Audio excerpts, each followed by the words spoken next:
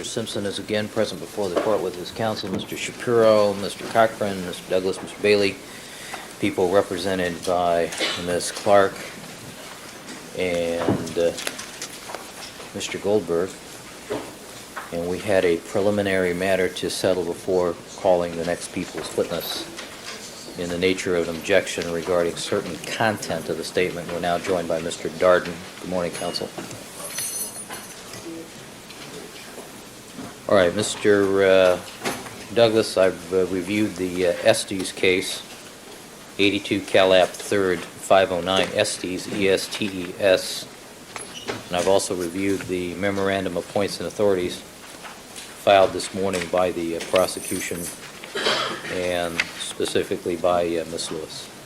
Your Honor, this morning we found a couple of additional cases that we wanted to cite to the court and counsel. I apologize for not having them in the points and authorities. One was People versus Bowe at 1 Cal 4th, 281, and the relevant discussion starts on 302. And the other case is also a California Supreme Court case. People versus Pride at 3 Cal 4th, 195. Relevant discussion starts on 234. Regrettably, Your Honor, I've only this morning had a chance to briefly peruse the memorandum that was submitted. I have not, of course, had a chance to review these cases or their applicability to the issue at hand. I expect that my cross-examination of this witness is going to last for at least a couple of hours. I would like, before I am required to respond with any in-depth analysis, to at least be given the chance to review these cases, to examine them. I believe, Your Honor, that the statute about which we concern ourselves is clear. I offered a parallel to that statute in the Estes case, though it is not the exact statute. I do think that the reasoning of that statute is very applicable to the issue at hand. I do think, Your Honor, that there's another threshold issue that is raised, and that is one of 352 as to the probative nature of the substantive statement, even in any excised form. I think that there is a tremendous question in the scientific community as to the predictive nature of certain statements about which we concern ourselves. They are not predictive of events that may have occurred in the past or predictive of things in the future, and that entire issue is one that is most properly the subject of expert testimony. There is the very strong likelihood that it is going to necessitate confusing of issues, the undue use of additional time, the certain calling of different witnesses who might be experts on this area, who might then be able to place these statements, even in its excised form, in a greater understandable context for the jury. I offer to the court my opinions, as I did at sidebar, that I cannot properly address the circumstances in which the statement was allegedly given, and for the record, we will deny that the statement was even made, and we will strongly challenge the factual predicate for the giving of the statement, such that we would think it proper that there be a hearing consistent with Evidence Code 403, laying the foundation for the preliminary fact that, in fact, this statement was even given. For all these reasons, Your Honor, and given the fact that I have not had an adequate chance to properly cross-examine or to properly review these cases, that we be allowed to examine this witness, because I'm ready to examine this witness on matters other than this disputed area, that I be given adequate time to do my own independent research given this new information, and that the witness be recalled later in the trial, or that that portion of his testimony be held until later. Mr. Goldberg? Mrs. Robertson, let me ask you to, if you would, make 2 photocopies of the relevant portions. Thank you.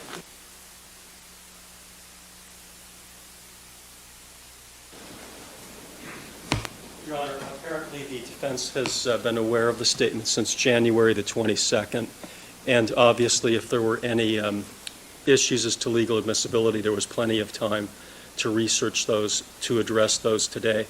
Obviously, the prosecution wants to put the statement on as part of Mr. Shipp's testimony. There's no reason for breaking up his testimony and having him come back later after counsel has had an opportunity to do further legal research. Does the court want the prosecution to address our theory of admissibility now and the issues regarding the statement? Yes. Okay. I'd first like to start out with a discussion of the relevancy of the statement, because I think counsel seems to be suggesting under 352 it's not admissible. And any discussion probably should start with an issue of why is it probative, why is it relevant? And then I'll get into the issue of the polygraph aspect of the statement in the second part of my response. As to the probative value of the statement, Your Honor has ruled already in the context of the domestic violence evidence that the prosecution is entitled to put on evidence in this case, and apparently spend a significant amount of time doing so, in what I think the court characterized as being the equivalent of several misdemeanor jury trials. We are entitled to put on this evidence for the purposes of showing the defendant's mental state and showing his intention at or around the time of the murder. But the controverted statement, though, is the very next day. So, I mean, we're out of the category of domestic violence, wouldn't you say? I just want to tie it into why it is relevant in the context of all of the evidence that the court has allowed. The purpose of that evidence is to allow the jury to infer something circumstantially about what the defendant was thinking at or around the time of the murder, what his mental state and his motivations were. It's circumstantial evidence because the inference, the chain of inferences, is that we can determine from his conduct what his intention, what his mental state must have been. The evidence pertaining to Mr. Shipp differs in only one respect, and that is that instead of being circumstantial evidence of his intent and his mental state, it's direct evidence, because it's him saying, this is what I've been thinking, and from the context of the statement, it was over a period of time. Now, the distinction there between direct and circumstantial isn't particularly important. What I would suggest to the court is important is the way that the respective sides have asked the jury and this court to interpret the circumstantial evidence. Because what we've said, Your Honors, we've said, look, what this evidence shows is it shows that the defendant had an obsession with Nicole Simpson, and that it was an obsession that led to her murder. I guess what we could term a fatal obsession. Isn't that precisely what the statement to Mr. Shipp is saying? I have been dreaming about killing my wife. Isn't that powerful, powerful evidence of that fatal obsession, except that instead of coming in the form of circumstantial evidence, it's coming in the form of direct evidence.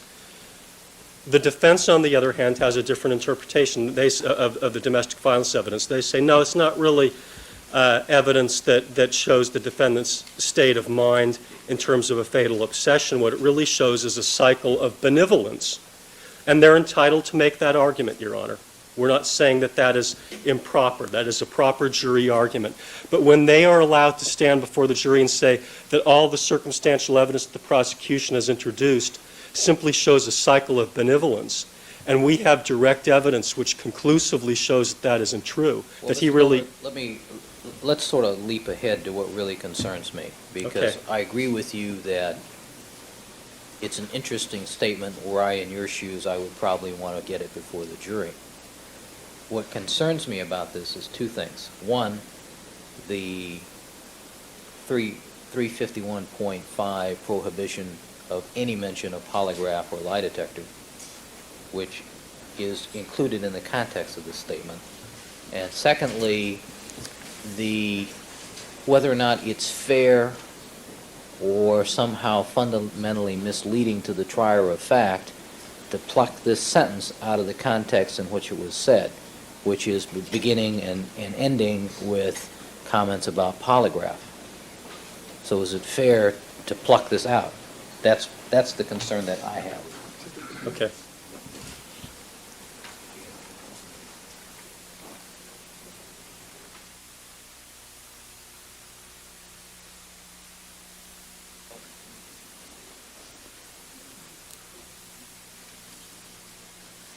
Mr. Goldberg.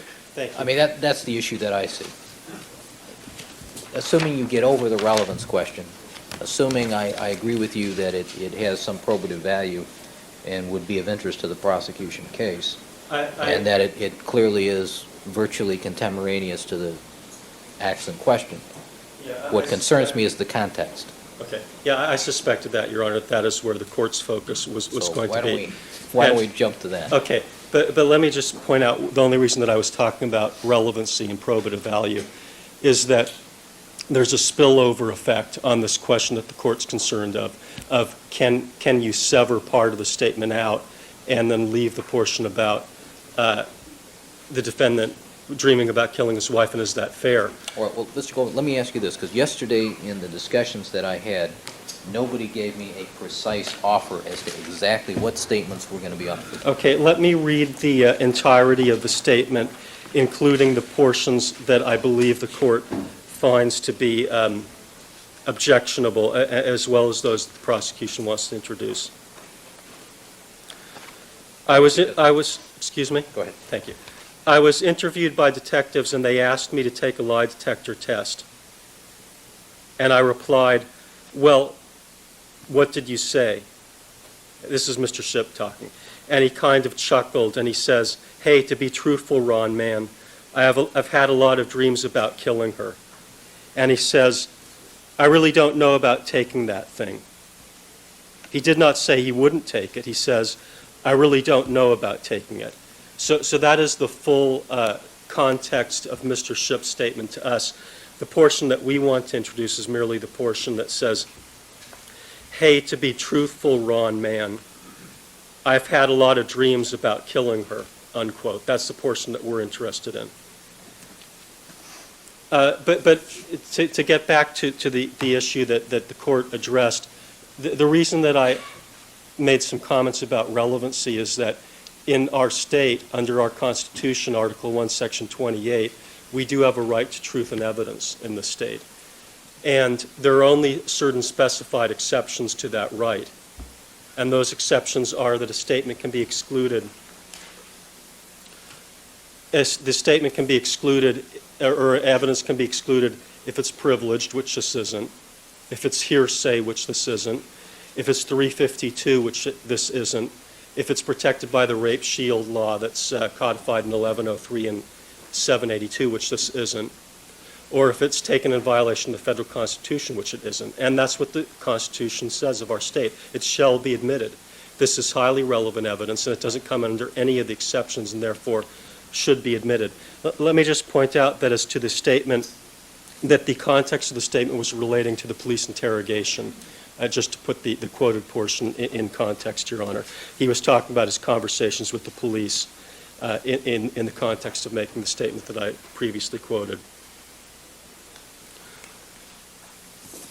Therefore, the issue becomes, Your Honor, are we somehow going to, contrary to the clear policy of the right to truth and evidence provision, exclude highly probative evidence, evidence which really seems to blow a hole in the defense theory of a cycle of benevolence, simply because contained within that statement there are other materials that Your Honor is rightfully concerned about, which are inadmissible. And clearly the law of the state does not lead us to what in our view would be an absurd conclusion.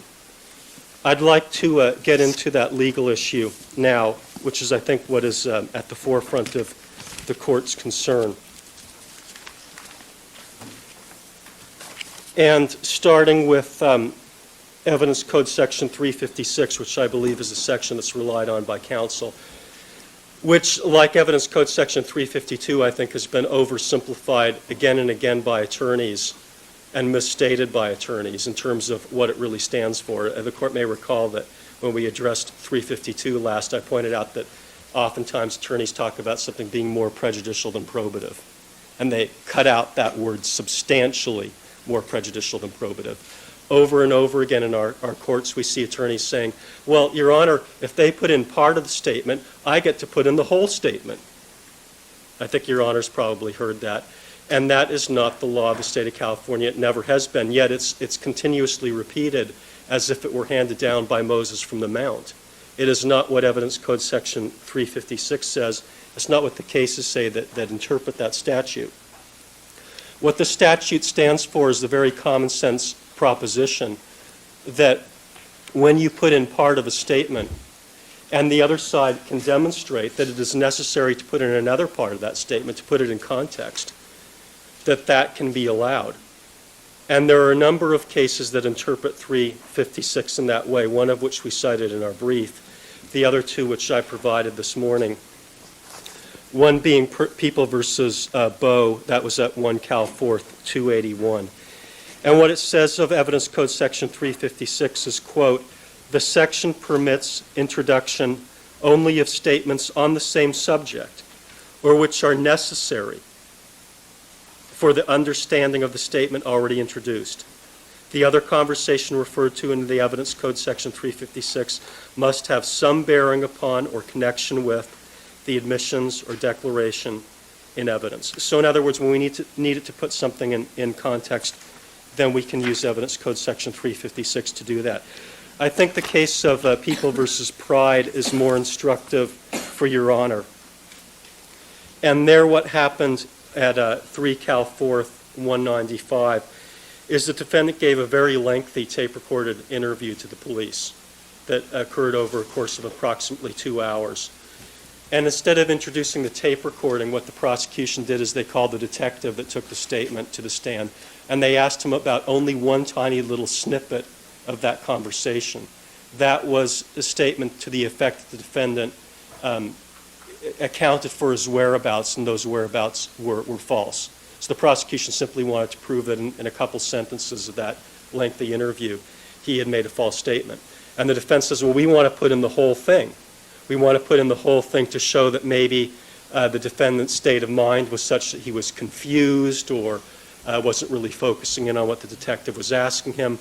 We want to put it in maybe to show that he was giving an estimation or an approximation in accounting for his whereabouts as opposed to a definitive type statement. Trial court there did not allow it in.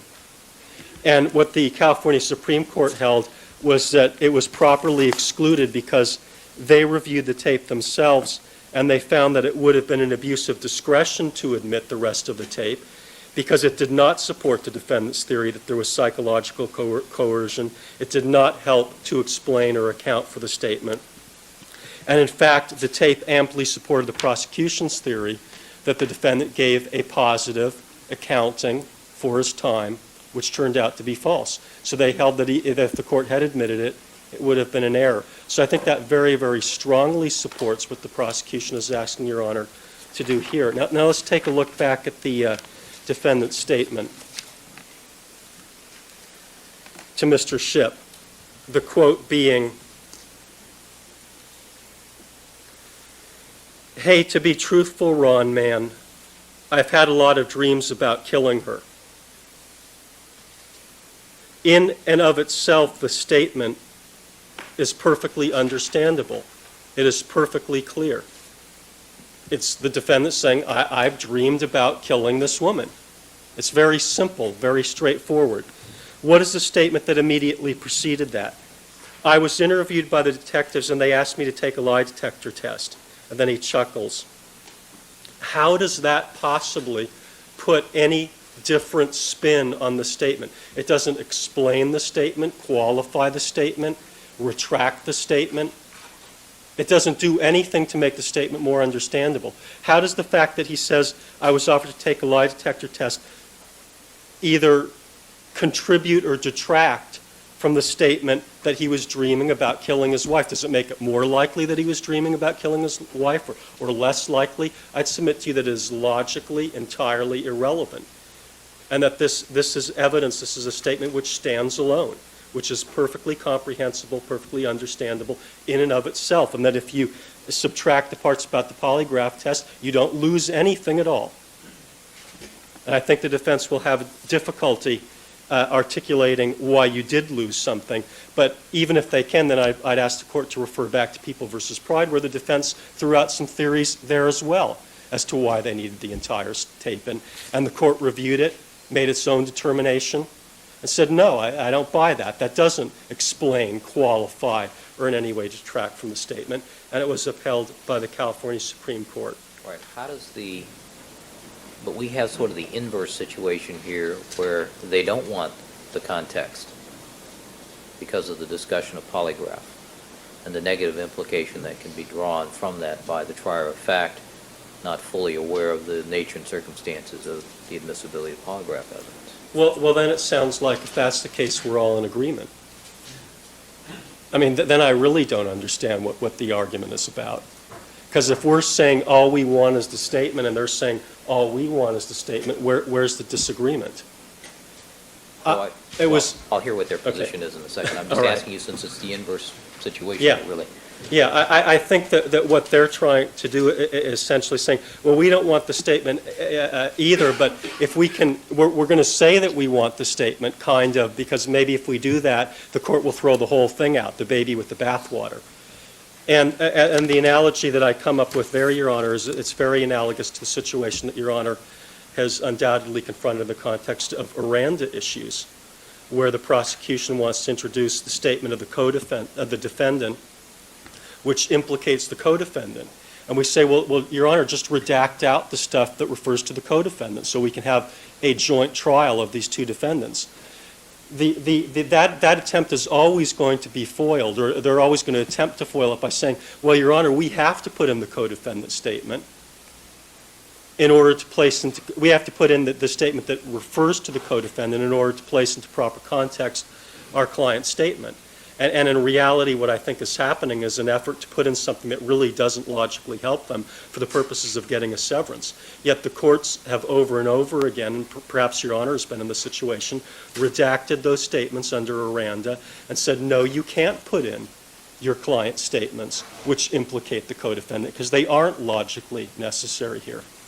The other analogy I give the court in terms of practical situations where this comes up is in the context of a defendant's confession where he, in a lengthy tape-recorded statement where many, many topics are discussed, discusses things that are clearly inadmissible. For example, sometimes defendants will talk about their prior criminal history, what they were doing in state prison, things that clearly don't come in, and those are redacted out all the time. And I don't think the defense can be heard to say, well, those are prejudicial to us, so we don't want them to be heard by the jury. Therefore, you have to throw out the whole statement. I mean, I understand that the defense here is in a tactical bind. I mean, they don't want the statement about polygraph to come in, but apparently they also want to argue that it should come in order to get the whole statement removed. And I just don't think that that's a consistent position. They are going to be able to address us, and maybe we'll hear and they'll clarify what their position is. Maybe they'll clarify that indeed we all are all in agreement here. That statement doesn't come in pertaining to polygraphs, but the portion about wanting to kill the wife stands alone. It's highly relevant, and it should be admitted. All right. Thank you, Mr. Goldberg. Mr. Douglas, you've been given photocopies of People versus Pride and Breaux, B-R-E-A-U-X.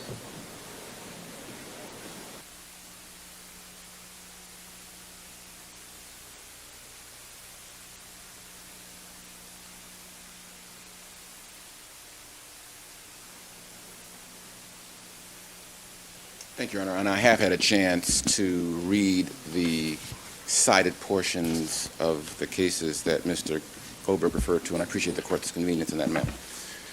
Let me begin by saying categorically that we deny that the conversation ever took place or that the statements were ever made. That the court must understand as a predicate so that the court can appreciate the seriousness with which I will then have to cross-examine the witness about the entire conversation. I'm not sure how many people charged with murder Mr. Goldberg has ever represented, so I don't know how he is able to get into the defense attorney's mind and to understand what it is that the defense attorney has to do. But, Your Honor, let me tell you, there is a statement that is made in connection with a conversation about polygraphs, and most importantly, right before the question comment is made, there is then a chuckle. He kind of chuckles then.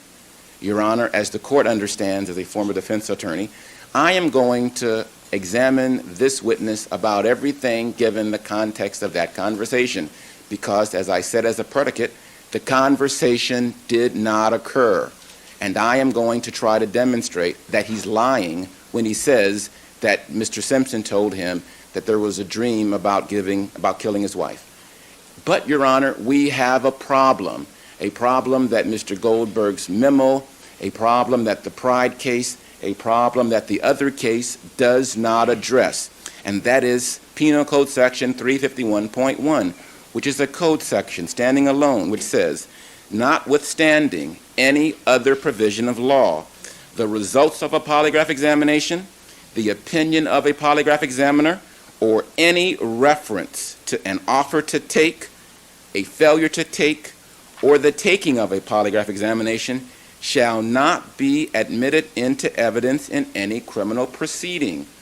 I am then in a quandary. Under no circumstances is the law enabling anyone, and I'm not going to waive that code section's applicability to this case, but in no sense does the law allow any discussion, reference concerning polygraphs to be admitted. Yet, in the statement where I must attempt to challenge the authenticity and the accuracy, there is a chuckle. Query, what does that chuckle mean? Does that chuckle mean that Mr. Simpson is taking a flip sense of the whole concept of a polygraph? Does that chuckle presage the joke that was made by the question language, such that the jury can understand that the question language was given in terms of a joke because the speaker has a general flippant, joking sense of polygraphs in general? I am unable to challenge that. I am unable to put this statement, which I say never occurred, in any kind of a context. And that is unfair. That denies me due process rights. That denies me confrontation clause rights.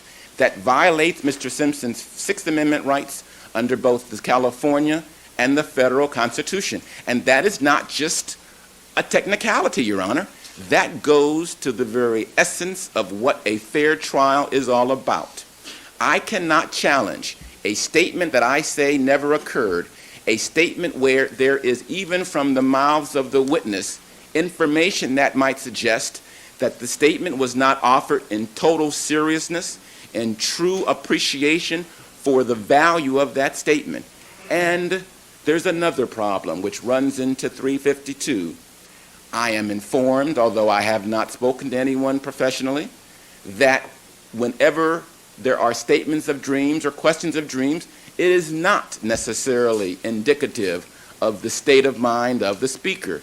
It does not necessarily mean that if he dreamt something, it is relevant to an issue in the case that he killed her, and that there is a misconception that Mr. Goldberg apparently holds as well, that there is some probative nexus between someone saying that I dreamt about something, assuming for the sake of my statement that the statement was made, and that it means something that is relevant to the trier of fact. Therefore, there is going to be a great deal of scientific testimony that I will have to try to obtain to put on people that will be able to talk about dreams, and particularly in the context when this man is told that very day that a woman with whom he had been involved for 17 years had just died, and he is going through, and he wasn't around, and he is told on the telephone that this happens, and he rushes back, and he is consumed with all of this grief and all of this uncertainty and all of this emotion, and he is tired because he didn't sleep going to Chicago and didn't sleep coming back, and there are these family members that are also grieving with him. There is an entire context, Your Honor, that it would be unfair to require that we simply examine under a microscope 6 or 7 different words without appreciating the entire context in which it's offered. I argue, Your Honor, that on this level, the answer is clear.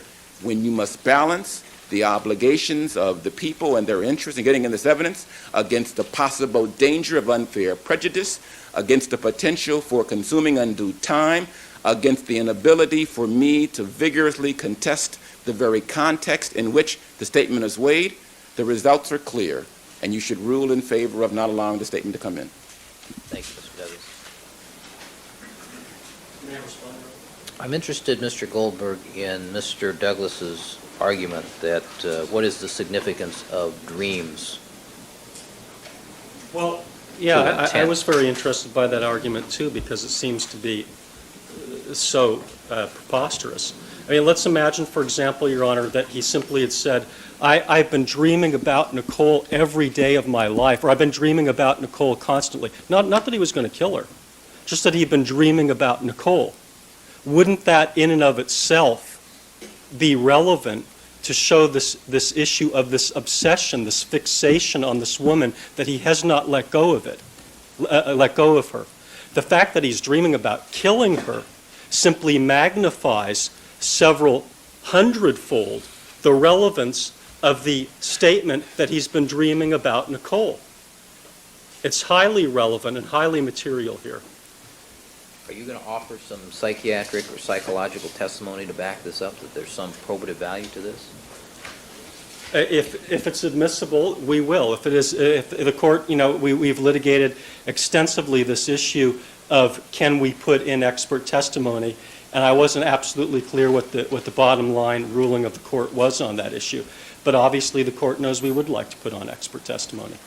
But I think that whether you have expert testimony or not, this is the kind of issue that people understand from their own experience. And we all have dreams, and every person on that jury does, and they understand from their own experience the significance of this kind of evidence. And I think even Your Honor, as a case of first impression, when I started addressing you this morning, cut me off, said, well, Mr. Goldberg, I can kind of, I'm paraphrasing now, I sort of appreciate the relevance here. I'm more concerned about this polygraph issue, because I think that as a matter of common sense, that a person looking at this, even on a case of first impression, is going to understand how highly probative it is.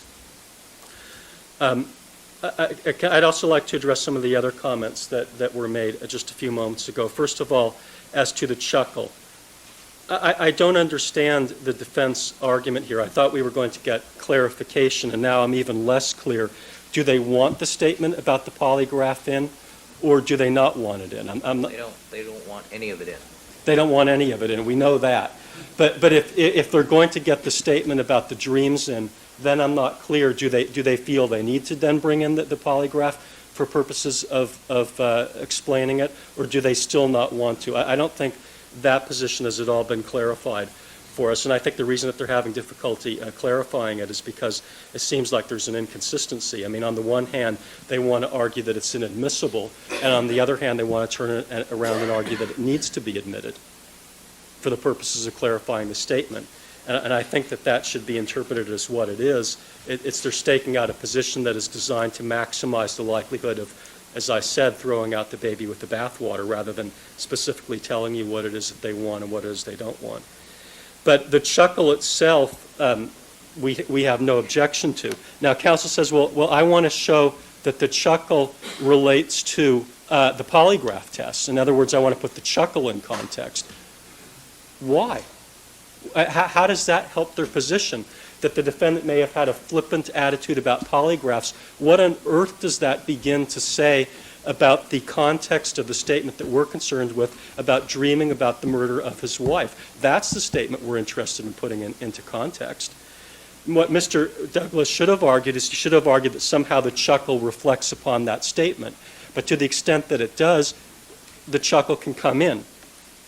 Again, this is why I think that the case of People versus Pride is particularly significant, because, we don't expect the defense to roll over and say, look, we really don't have a good theory on this. They're going to come up with an argument as to why it is that simply taking that one statement is going to be out of context, and why it is, I suspect, that they need to put it back in context, just as the attorneys did in Pride. Let me redirect your thought, and I apologize to you for this, because That's I had... okay. Part of the problem was in our discussions yesterday, what my understanding of the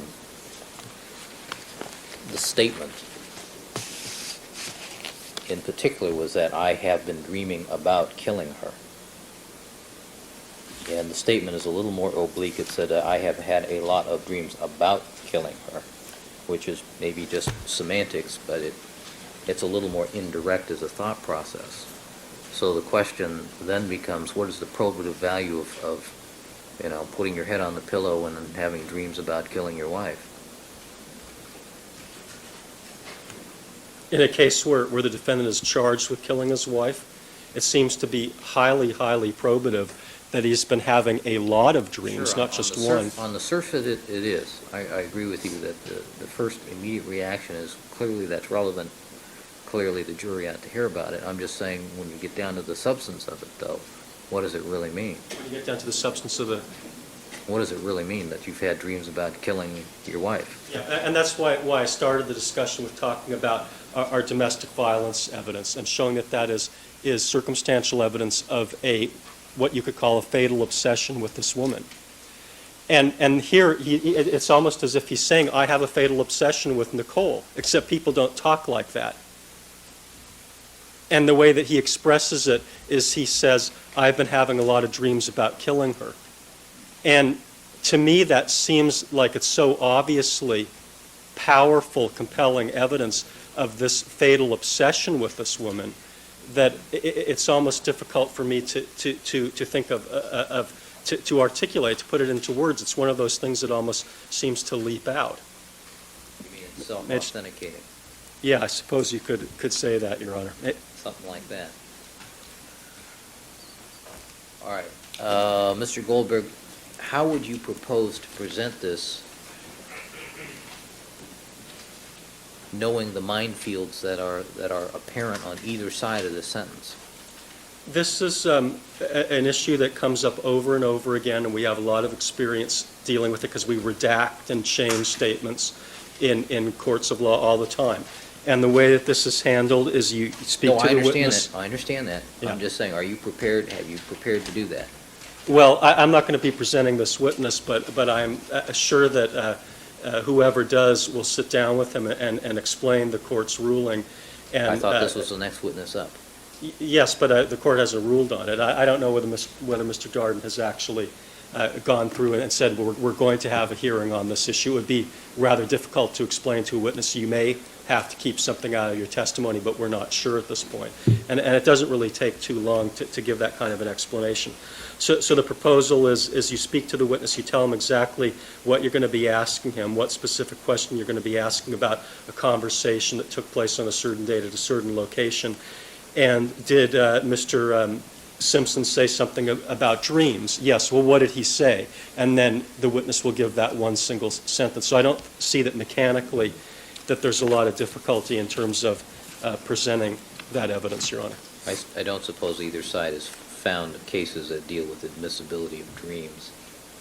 No, I can't say that, quite frankly, we didn't even research that, Your Honor, because it seemed like our thought process was much the same as the court's and that we were more concerned about the issue of the polygraph and redacting that out. I mean, the issue of relevance always turns upon a juror using their collective life experience and their common sense for the purposes of interpreting evidence. The counsel made this exact same argument about the domestic violence evidence, Your Honor. Well, just because you hit someone, it doesn't necessarily mean that you're later going to kill them. Just because you do these various things doesn't necessarily lead up to murder. But what we're always asking the jury to do with any kind of circumstantial evidence is use common sense, life experience, and that's all we're going to be asking them to do here. All right. I'm going to give Mr. Douglas another comment simply because of the unusual nature of this. Your Honor, thank you very much for this opportunity. There is clearly a minefield that we will be delicately walking around in between if we get into this particular area. And as well, Your Honor, we are going to be opening the door because in this instance, it's important to remember that on June 15th, 1994, Robert Shapiro sent a letter to Tom Van Adder asking and offering and accepting the request for a polygraph so long as the results were stipulated and admissible by stipulation. And therefore, Your Honor, I cannot simply rest on 7 certain words. I've had a lot of dreams about killing Nicole, and then move on to my next topic. Because before those words were uttered, there was a chuckle. And Ship will say, there was a chuckle. And that chuckle does have significance because it might even arguably place into some question the seriousness of the statements that followed. Is he chuckling because the whole idea of a polygraph was funny because he's innocent and of course he'd pass? Is he chuckling because it's a silly idea because he's innocent and he throws in just by happenstance the sentence, well, you know, I've had dreams about killing her? Is he chuckling because the whole idea of having dreams is funny to him as well? Who knows? But to allow simply to have the words come up without allowing the context that traipses around a very delicate minefield of error and clear error, because we're talking about a code section that is mandatory and that is clear, because polygraph testimony is not admissible, because polygraphs in and of themselves have not developed the certain reliability such that they can be admissible.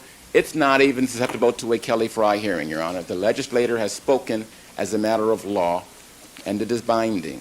And because to do so would open up the doors about this letter where Mr. Simpson's lawyer 2 days later offered to take a polygraph so long as it was admissible, and in fairness, we'd want to bring that out to put it into the context that he really didn't have any dreams about killing her, and he really wasn't reluctant to take an examination.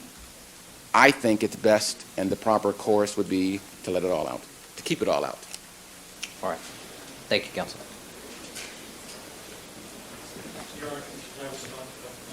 Well, no, it's just an unusual issue, and I just wanted to hear one more comment from the defense. I just wanted to solidify something in my mind.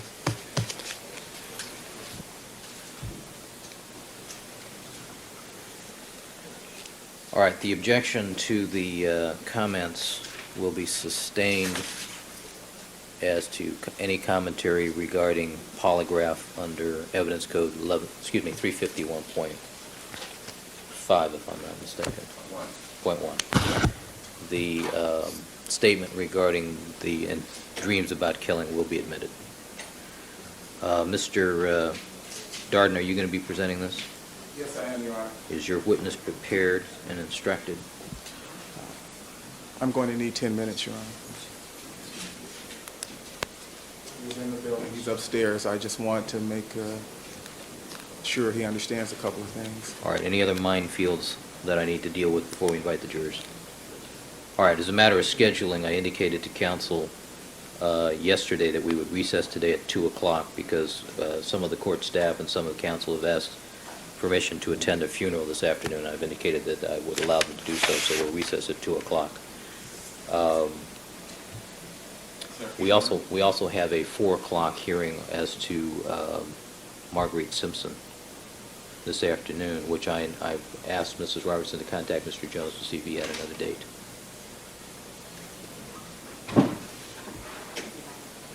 All right, we'll try to reschedule that with Mr. Jones. All right, Mr.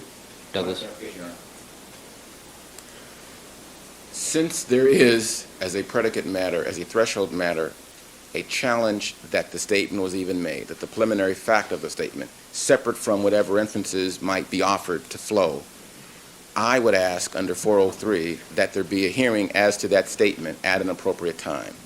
I don't want to take from the jury right now, but I would ask, Your Honor, that as a preliminary matter that be allowed, and secondarily, I would ask for my own purposes and my office's purposes that I be allowed to know that I can seek to obtain expert witness testimony about dreams, because I am going to intend to challenge any sort of probative weight that the people are going to attach to this alleged statement, which I contend never occurred.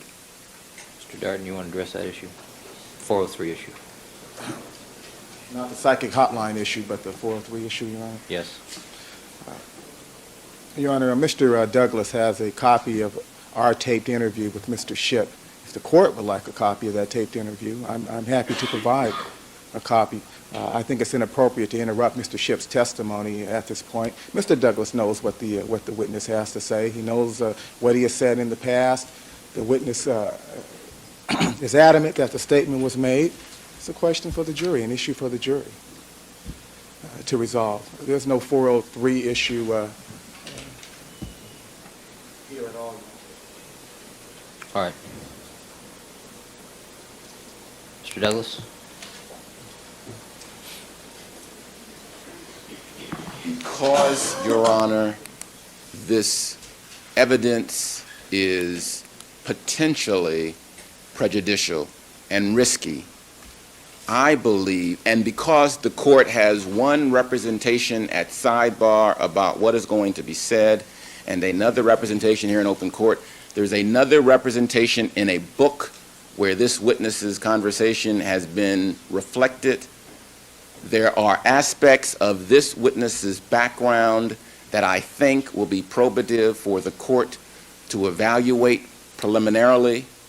I think the more prudent course would be for this court to first hear the entire statement so this court can understand why I think it important that I go into the circumstances and the tenor under which it's spoken before the court allows the jury to hear this certain statement. I'm not going to ask for a 403 with every particular witness. I do intend to ask for 403s with the domestic violence witnesses whom we dispute that the act occurred, that Mr. Simpson was involved in the act, or that there is the 1101B inference that is properly drawn given the factual context. On those instances, I will be asking for 403s.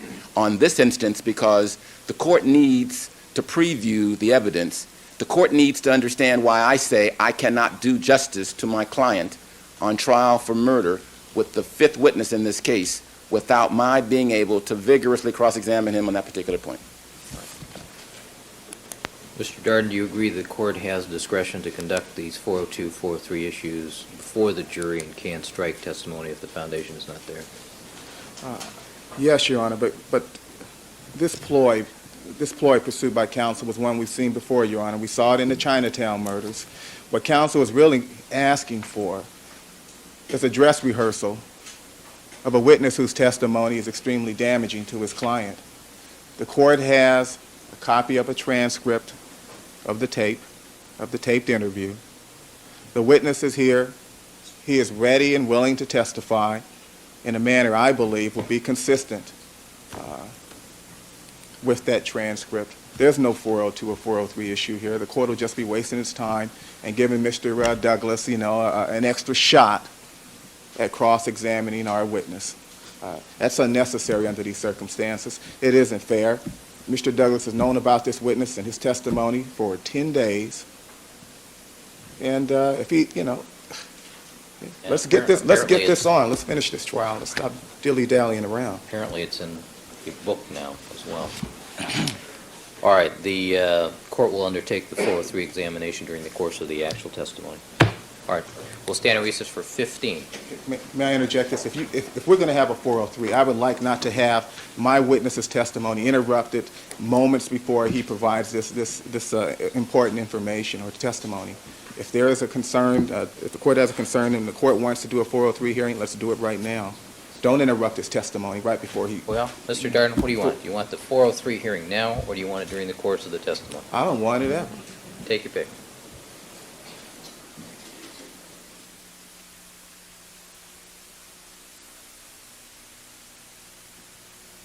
Don't be so subtle with these things, Judge. I miss it sometimes. Thank you. You're welcome. 15.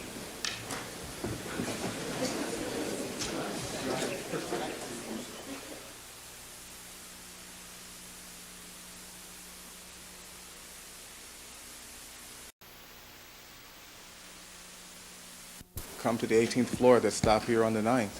It takes several minutes to get one. It's a nightmare. Every day. It's killing me, Judge. Upstairs, Judge, so Thank you, Mr. Shapiro.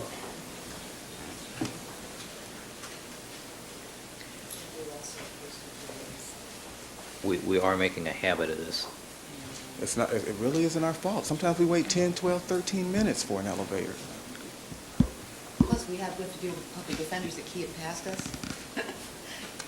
You know, what's going up is not coming down? We'll have to talk about that. Okay. All right, counsel, I want to take up a couple of matters before we actually invite the jury to join us. Mr. Shapiro, over the break, over the 15-minute break, advised me of a problem, something that is being reported. Mr. Shapiro, do you want to enlighten the prosecutors about this?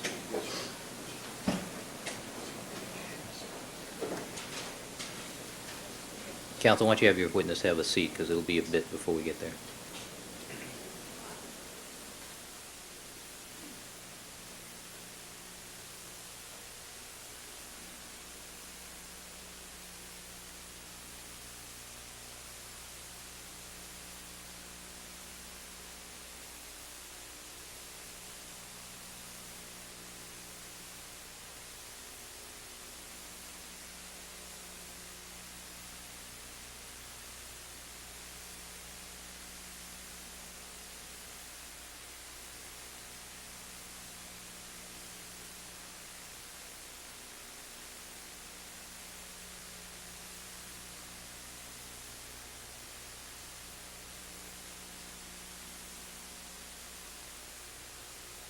I don't think we need to reproach. You're not going to address it now? No, I'm just want to put on the record what the state of the situation is. I have informed them of our conversation, Your Honor. All right. Well, Mr. Shapiro, this is something I need to put on the record at this point. You've indicated to the court that apparently the chief of police has made some indication that he's received a communication from this court. No, it was reported to me that there were some news reports, not directly from the chief of police, but from some other members in the media, that there were communications between yourself and the chief of police regarding whether or not the chief of police should make any statements regarding this case. I thought it incumbent upon myself as an officer of the court to inform Your Honor in case you had not heard those. Your Honor has assured me, which is exactly what I anticipated was the case, that you have not talked with the chief of police, but I wanted to make sure that if these rumors are out in the press and they're reported to me, if they're reported to others, that it's something Your Honor would and should want to know about. I think perhaps this is a misinterpretation. If you recall, about 3 months ago, when we were dealing with the leaks problem, at the request of both parties and with the consent of both parties, I sent a letter to Chief Williams asking him to do whatever he could to investigate the leaks and stop anything that was leaking out from his department. That was at our request. Right. That was the only communication this court has had with the chief of police. I think the record is clear, and that was exactly what we anticipated, and I think it's very important that the press accurately report.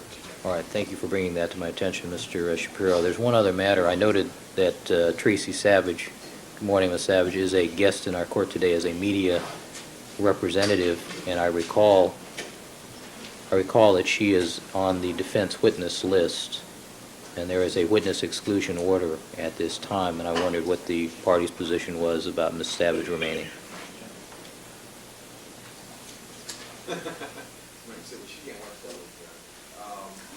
May we approach them over, yes. Sure. She here today? Ms. Savage, would you stand and wave to Mr. Cochran?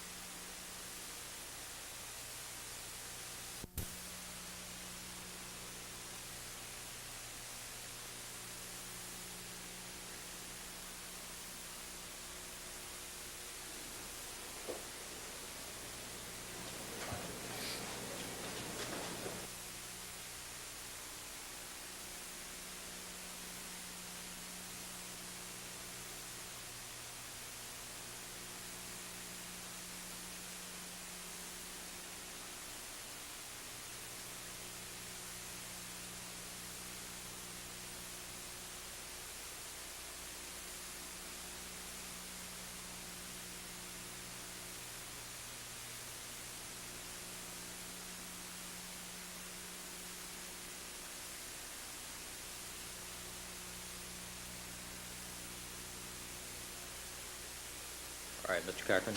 Yes, sir. Good morning, Your Honor. Your Honor, in the matter involving Ms. Savage, who's with us today in a reporting capacity, we discussed with Mr. Simpson, and we understand that she has her job to do.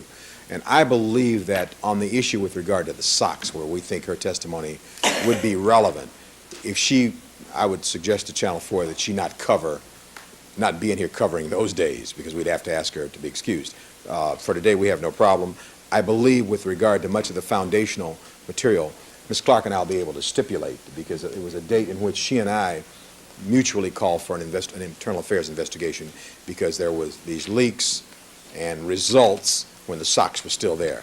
So our position is that she can stay here now. We will waive the court's order so she can stay here today, and ask only that Channel 4 be fair in their reporting. All right. And I take, Ms. Clark, you have no objection to that as well? That's correct, Your Honor. The people have no objection. To a large extent, I think that the matters that counsel is going to be seeking to put before the jury are a matter of public record, if not actually a matter of videotape that has already been broadcast, and I don't see any problem with Ms. Savage remaining. All right. Then objections having been waived, will allow Ms. Savage to remain for those portions of the proceedings that have nothing to do with the DNA testing. However, Ms. Savage, you should have your station manager reassign you when we get to the DNA issues. All right. Also, you're not to watch any television coverage of the DNA issues. All right. Let's have the jurors, please. Judge, did we reschedule the motion to quash on Marguerite Thomas? We have not yet been able to make contact with Mr. Jones. Yeah, so we're clear. Your last statement about not watching any television coverage regarding the DNA hearing, that was not a joke. No. That was not a joke. Some No, that people was- laugh, but that's not a joke. No, I think Ms. Savage understands the court's order, correct? All right, she indicates in the affirmative.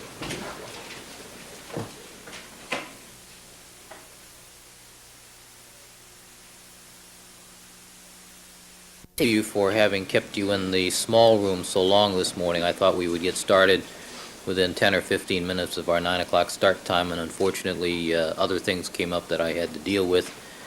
In your defense, Deputy Magnera urged me not to bring you down until 10 o'clock, but I thought we'd get it done sooner, but these things happen.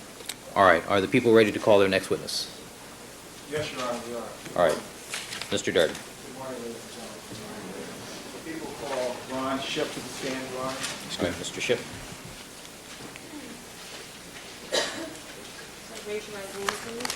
You do solemnly swear that the testimony you may give in the cause now pleading before this court should be the truth, the whole truth, and nothing but the truth, so help you God? Yes, I do.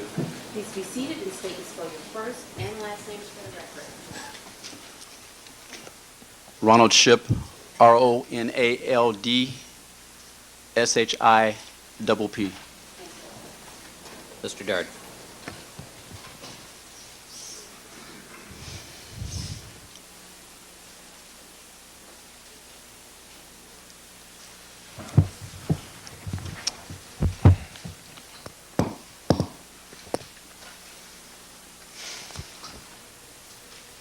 Good morning, sir. Good morning. Mr. Ship, are you acquainted with the defendant in this case? Yes, I am. How long have you known him? Approximately 26 years.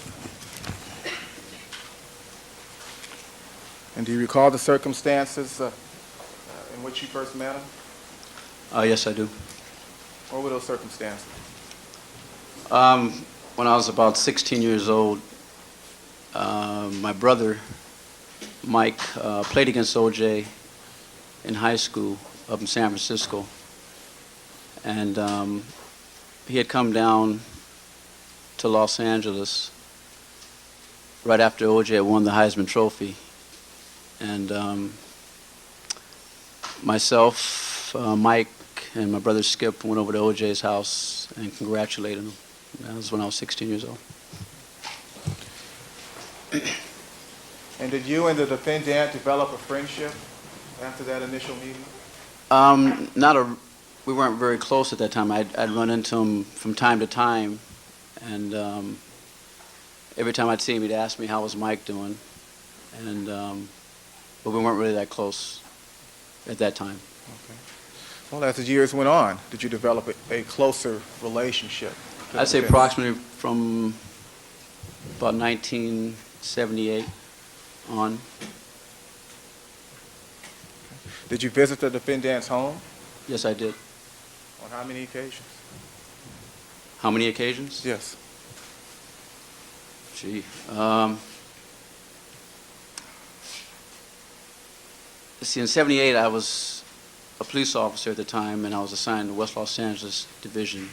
And at that time, I would go up there on occasion, probably approximately maybe 2 times a week, up until 1982. You were an LAPD officer? Yes, I was. When did you join the LAPD? 1974. And you're no longer an LAPD officer? No, I'm not. And when did you leave the LAPD? I believe it was October of 1989. And you say that during the time that you were a police officer, you were assigned to West LA Station? And I was assigned to West LA from 1978 to 82. And West LA Station has jurisdiction over Brentwood, is that right? Yes, it does. Okay. Now, a moment ago, you testified that there was a time period in which you would go to the defendant's house perhaps 2 times a week. Approximately. On those occasions, were you on duty? I'd say half. Sometimes I'd come by in the patrol car, and other times I'd go by there and play some tennis. You played tennis at the defendant's home? Yes, I did. On his tennis court? Yes, I did.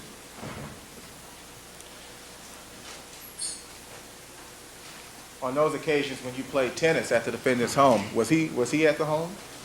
Sometimes he'd be there, and sometimes he wouldn't. Did you have to get permission to play tennis on his tennis court? No, I did not. You could just show up and play tennis. Yeah, O.J. trusted me, so I didn't really have to call. I'd call and talk to. Overruled. So you didn't have to get permission to play tennis there? No, all I had to do was clear it with. I'd call the maid or whoever was there and just let them know I was coming. Okay. You said that O.J. or the defendant trusted you? Yes, he did. I felt he did. Now, what period of time are we talking about here? From playing tennis? Yes. Approximately from 1978 to 82. Was there a security gate at the house on Rockingham Yes, at that there time? was. Did it require a security code or something to open the gate? No, to my knowledge, there was just a button that you would push.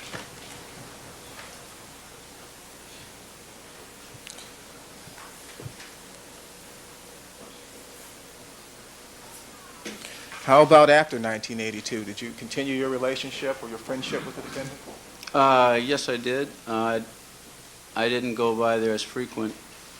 Once I transferred downtown, and maybe I went over there maybe once every maybe 2-3 weeks. Did you continue to play tennis? Yes, I did. On those occasions when you went to the defendant's home, while you were on duty, did you ever take other officers to the defendant's home as well? Yes, I did. Did other officers also play tennis?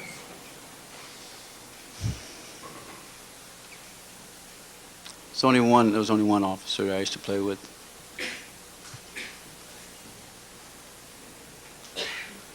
Yeah, that I recall, it was one officer. And what is that officer's name? Chuck Smith. And if you know, is he still a member of the LAPD? Yeah, he's still at West LA.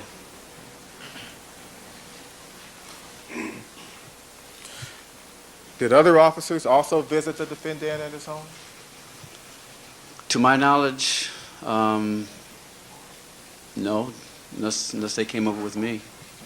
Well, did you take officers to the defendant's home other than Chuck Smith? Yes, I did. If I was on patrol, sometimes I would take people over there. I used to get a kick out of not telling them where I was going and ringing the doorbell and have O.J. come out and greet them.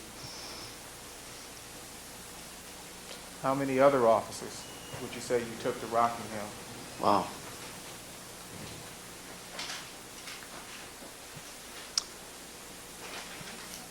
I'd have to say approximately maybe 40 guys, maybe. And were these 40 guys all members of the LAPD's West LA division or station?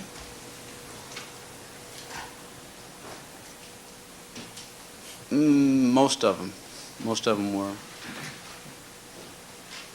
Was there ever any animosity or hostility between those 40 guys that you just described and the defendant? No way. No.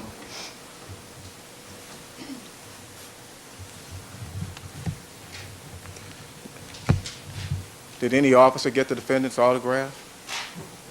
Yeah, a few of them. I got autographs from OJ for a few of them.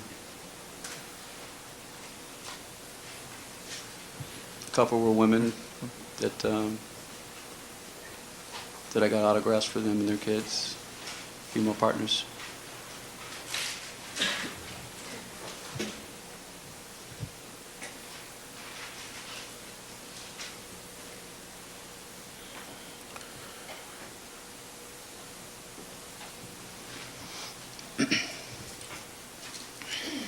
West LA Division holds an annual Christmas party, is that right? That's correct. Okay. Was there ever an occasion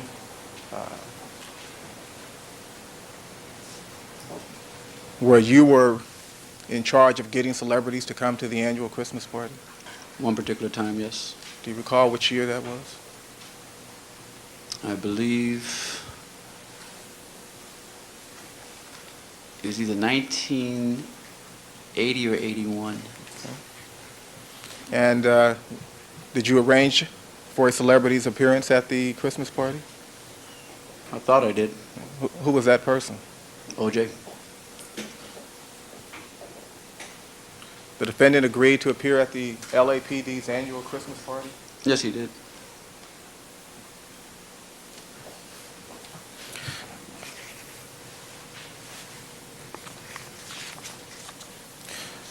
Did you ever meet Nicole Brown?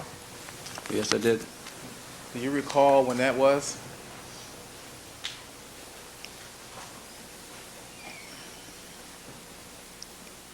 It was either 79 or 80.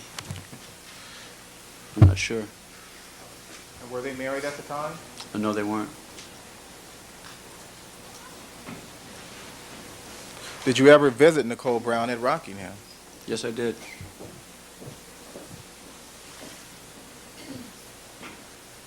On how many occasions?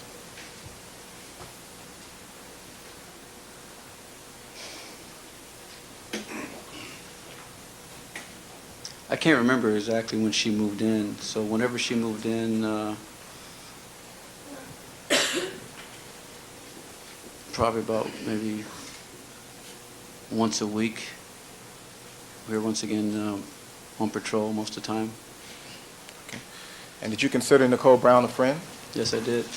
As you did the defendant? Yes, I did. And do you and the defendant remain friends today?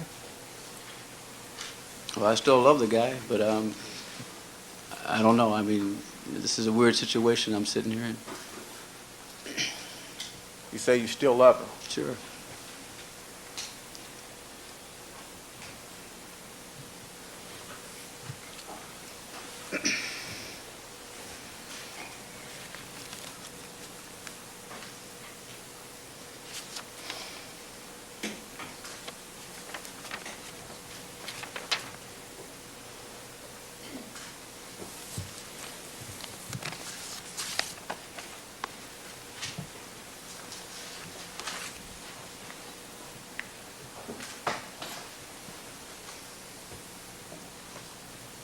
Did you ever attend parties at the defendant's house? Yes, I did. Did you attend his wedding? The reception. Did you ever have intimate and personal conversations with him? Yes, I did.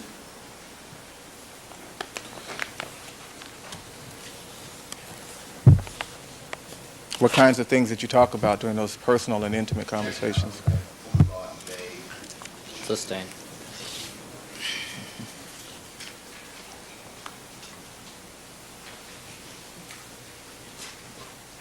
You understand the term intimate and personal? Yes, I do. Did you ever discuss your health with the defendant? No, I did not. You ever discuss your relationship with your wife with the defendant?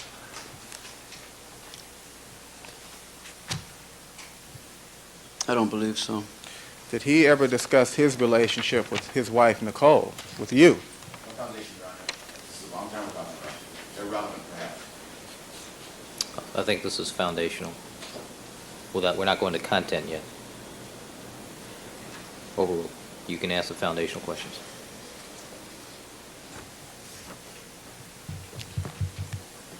Did the defendant ever discuss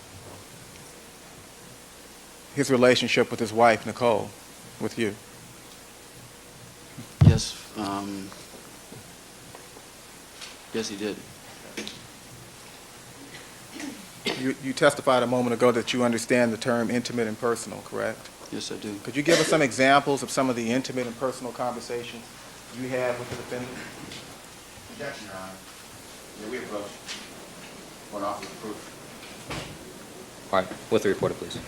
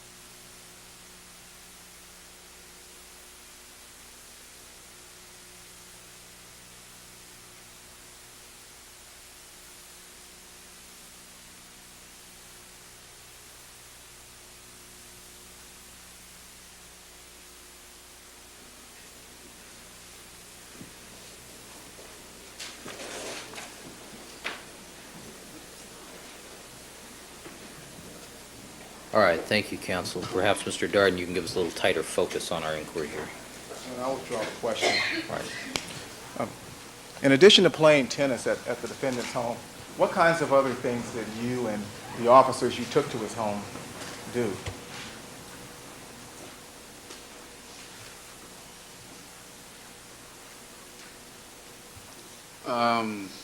Other than playing tennis, I never, officers I took over there, we didn't do anything else. Did the defendant have a swimming pool? Yes, he did. Did you ever swim in the pool? I did. How about the other officers that you took over?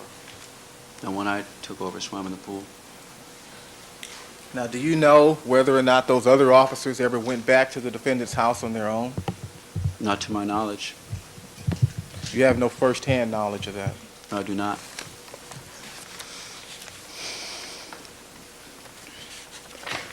Now, were you still a member of the LAPD during the first week of January 1989? Yes, I was. And did you receive a telephone call from Nicole that week? Yes, I did.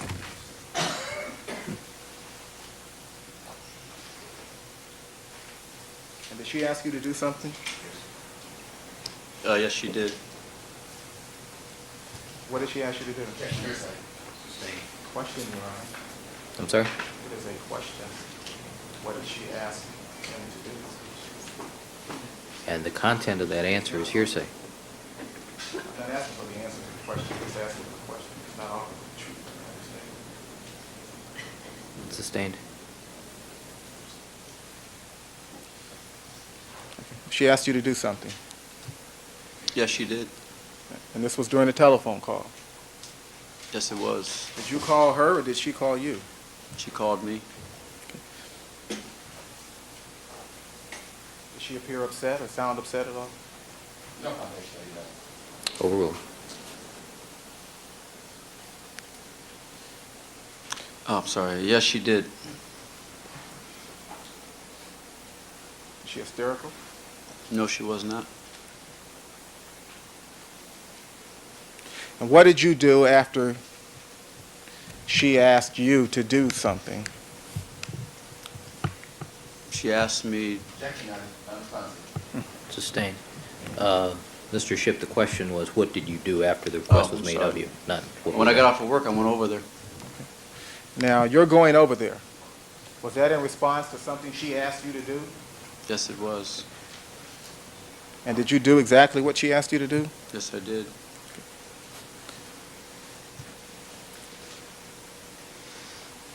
Went to the defendant's home on Rockingham?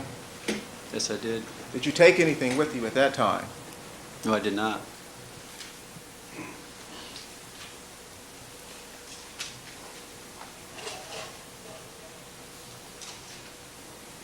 Did you drive your personal car onto the property at Rockingham?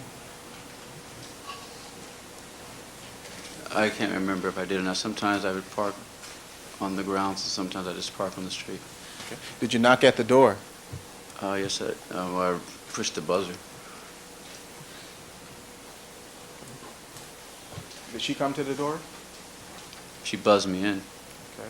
Did you knock at the door then? No, I just walked on in. A lot of times when they buzz you in, your door's open, you walk in. Okay, so you just walked on into the house. Walked on in. And did you see Nicole Brown at that time? Yes, I did. Now, what day of the week was this, if you know? I'd have to say it was either, I think Tuesday or Wednesday. And how many days after January 1, 1989, was it that you went to the defendant's house? I think probably 2 Probably what? 2 days. So somewhere around the 3rd or 4th? Around, yeah, right on the 3rd or 4th. And did you see Nicole Brown at that time? Yes, I did. And did you notice anything unusual about her at that time? Yes, if I remember, she had some injuries that had started to fade. I didn't know that. Cost speculation. No foundation. Overruled. What injuries did you see at that time, Mr. Shipp? If I remember, I mean, I couldn't see it that well because I remember she had makeup on, but if I remember, there was some swelling about her head somewhere. I remember it was covered up pretty good. She had makeup on, She had makeup on. covering her injuries, Right. but you could still see I some could still semblance of see, those injuries. yeah, a little bit of it. Excuse me, Mr. Dart and Mr. Shipp, you all going to have to talk one at a time. And did you have a conversation with her at that time? Yes, I did. What was her demeanor during that conversation? When she first started out, she was like she always would be when we would talk. She was kind of joking. And then after a while, she just kind of got into actually what had happened and started telling me what had happened between her and OJ. Did she show you anything at that time? No, she did not.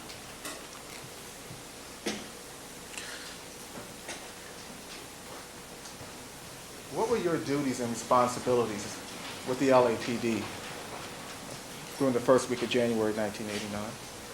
At that particular time, I was on loan to West Los Angeles. Actually, it was the Valley Division forgery unit, which was actually out of West Los Angeles. Okay. Now, does the LAPD have a police academy? Yes, they do. What exactly is a police academy? Police Academy is where all the recruits receive your training prior to becoming a full-fledged Los Angeles police officer. And were you ever assigned to teach any particular subject at the police academy? Yes, I was. Were you so assigned during January of 1989? No, I was not. When had you last been? Actually, let me correct. Okay, I was assigned to the academy, but I was on loan to forgery. Was still a forgery. Okay, so you're still a member of the police academy teaching staff. On paper. And did you specialize in a particular area? Yes, I did. You taught a particular subject. Yes, I did. And what was that subject? Domestic violence.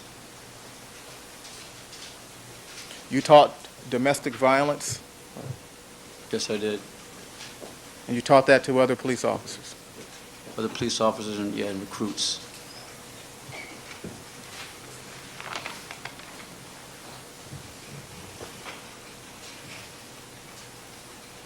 What kinds of things did you teach those other police officers and recruits? Pardon me? What kinds of things did you teach those other police officers and recruits? Overruled. I taught them, for the most part, the dynamics and profiles of the victim and the batterer in relation to domestic violence. What does that mean exactly? Okay, for the most part, what it is, it's the makeup, how can I say this?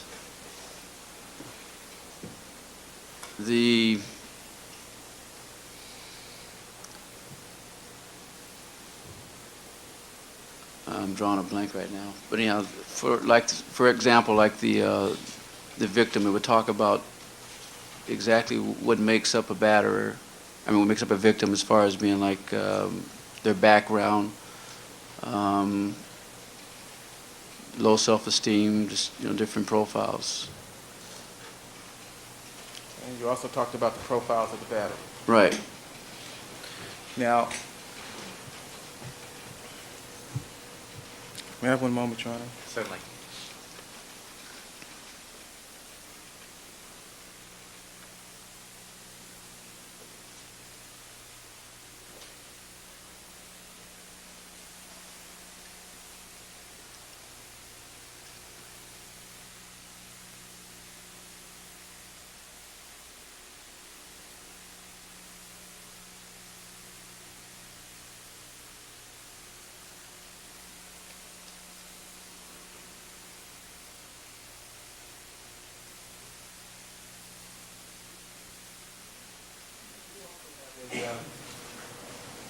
Strike that. At some point, did you develop a teaching plan or teaching outline? I didn't develop it. It was already given to me from the academy.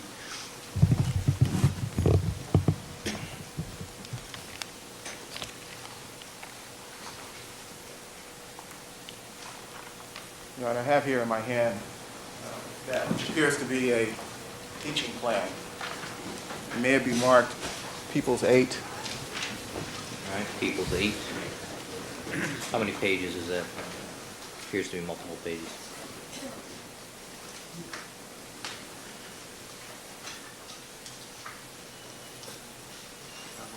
Sure.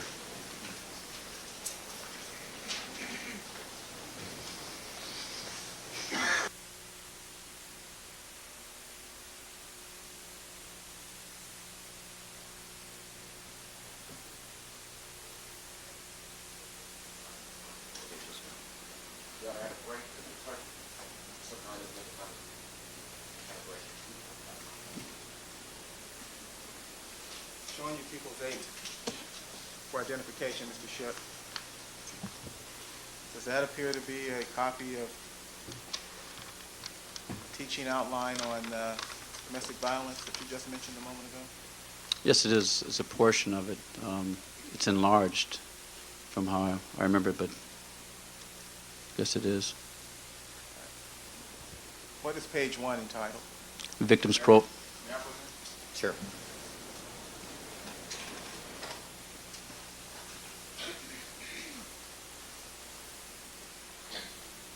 What is page 1 entitled? Victims profiles. And page 2, what is it entitled? Batterers profiles. And page 3? The cycles of battering.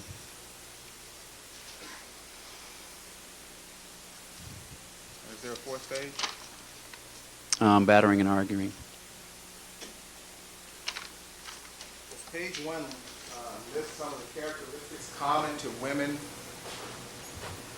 who remain in abusive relationships? Yes, it does.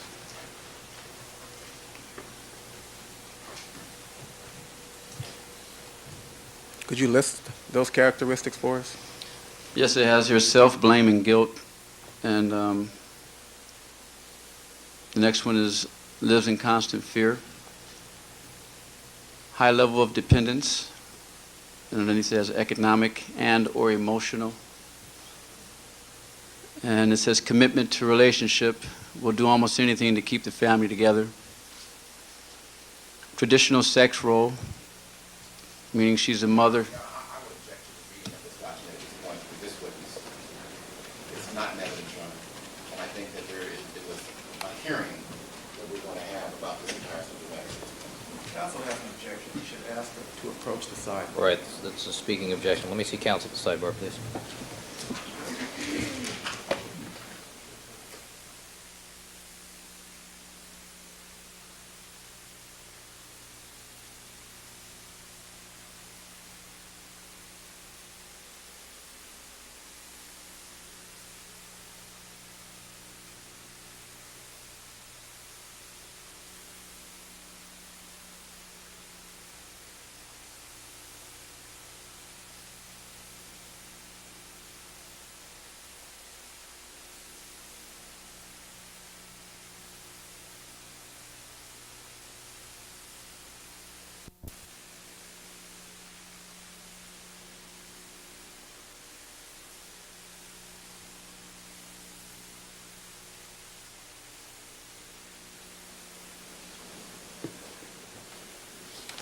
All right, thank you, counsel. Ladies and gentlemen, let me just remind you that the testimony that you were hearing regarding the 1989 incident is limited, this testimony is limited to that particular incident at this time.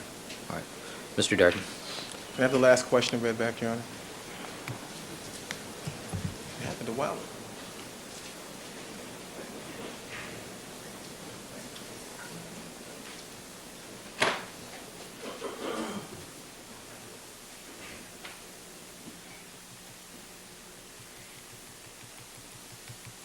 I think you asked Mr. Shipp to tell us about the characteristics on the list. You just read the characteristics of a I batter's got- victim? I got halfway. Okay. Shall we start at the top, begin from the beginning, or shall we start midway? Your Honor? Well, reading the document is really not what's at issue, isn't it? Pardon me? Isn't it at issue his discussions with the various parties? Sure. Absolutely. Continue reading, please. Your Honor. I object to him reading the document, Your Honor. Him reading the document is irrelevant to the conversations with the parties at this time, isn't it? Thank you, Your Honor. Okay, but you had this conversation with Nicole Brown at the house a couple of days after January 1, correct? Yes, I did. Now, did you have that teaching plan with you at that time? The first time I went over there? Yes. No, I did not. Was the defendant present that first time you went over? No, I was not.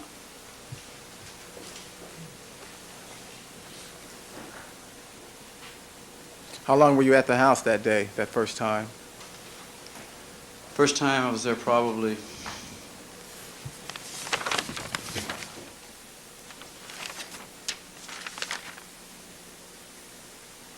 think maybe 5 hours, somewhere around there. And did you return to the house again? The next day, yes, I did. And did you bring anything with you at that time? Yes, I did. What did you bring with you? I made copies of portions of the domestic violence lesson plan. You made copies of the lesson plan in front of you? Yes, I did. And when you arrived at the house, was Nicole Brown there? Yes, she was. Was the defendant there? No, he wasn't. Did you have a discussion with Nicole Brown? Yes, I did. Did you show her the profile of the battered woman, Yes, I did. the victim's profile? Yes, I did. Did you discuss it with her? Yes, I did. Did you discuss with her each of the characteristics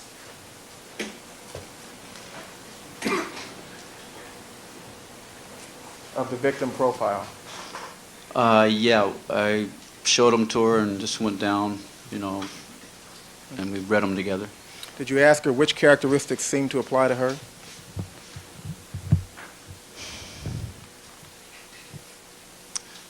I really can't remember if she actually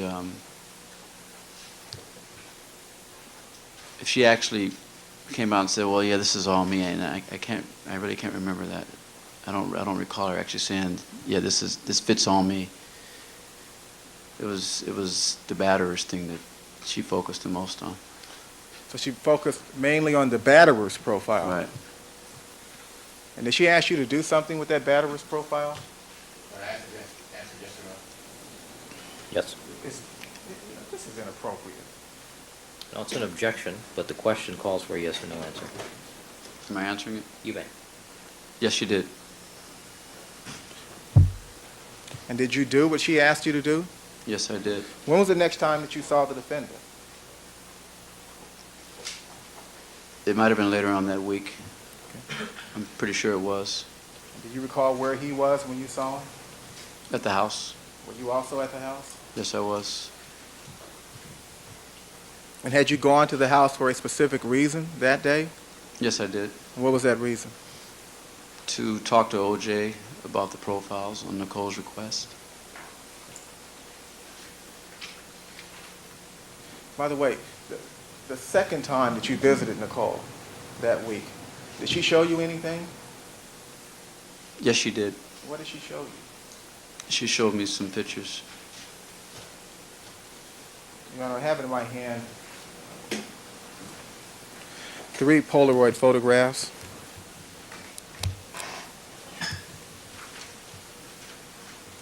And they be marked people's 9, 10, and 11. Yes.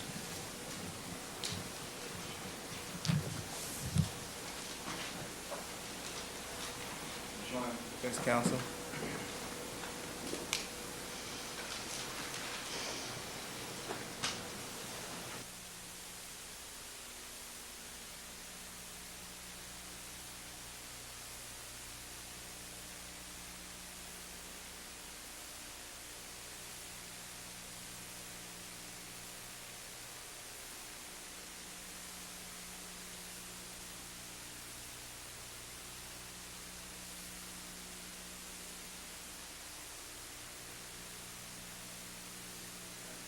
Questions while we wait for defense counsel?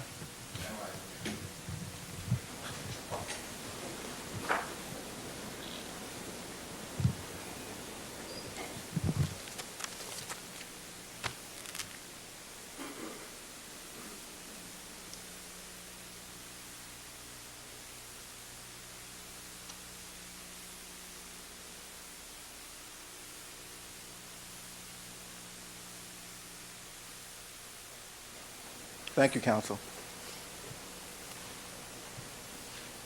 May I approach, Your Honor? You may. Mr. Ship, let me hand you people's 9 for identification. Do you recognize that photograph?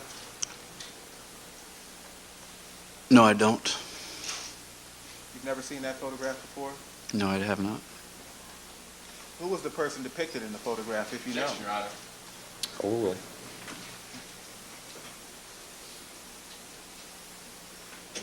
Who was the person in Nicole. the photograph? Nicole Brown. That's Nicole Brown? Yeah, it's Nicole Brown. That picture wasn't shown to you during that first week of January 1989? No, it was not.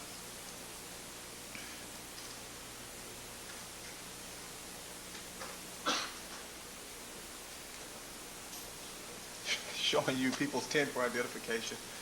You recognize that photograph?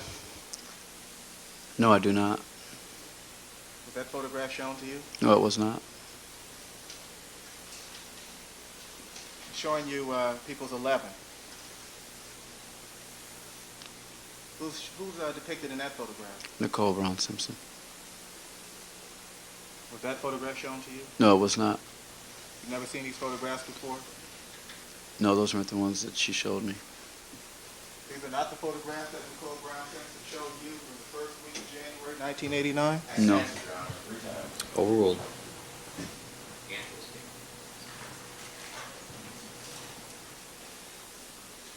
So the record is clear. Each of these photographs depict Nicole Brown, is that right? That's correct. But you were shown some photographs. I was shown some photographs. And were those photographs of Nicole? Yes, they were. How many photographs did she show you?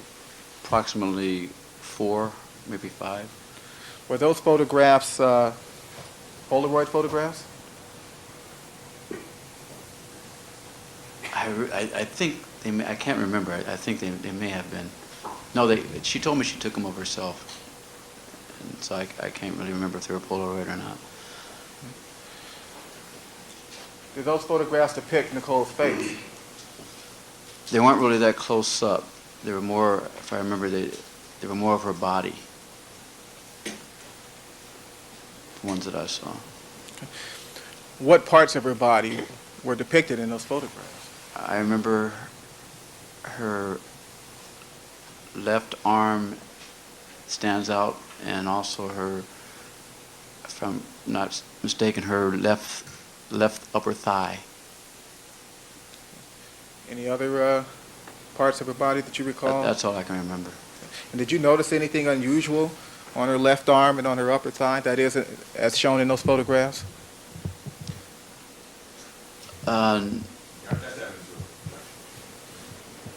Overruled on that basis. No. Sustained. The photos she showed me were from the Hold on. past. Hold on. Okay. Let me see counsel at sidebar.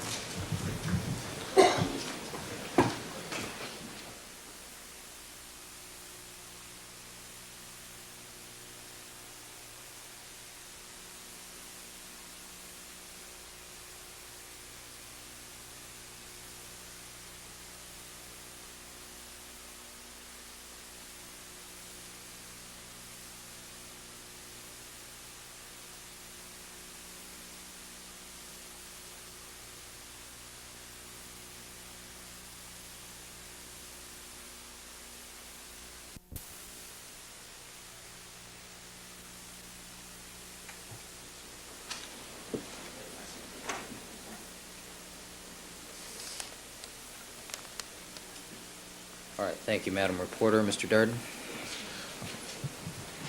The photographs that you saw, sir, of Nicole Brown's left arm and thigh, did you notice any injury to those areas on her body in those photographs? Yes, I did. What did you see? They were like bruises, darkish, kind of bluish color. Why did she show you those photographs? Sustained. Do you know why she showed you those photographs? Probably. Sustained.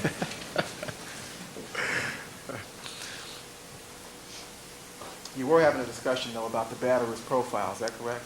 Correct. Was it during that discussion that she showed you those photographs? Yes, it was.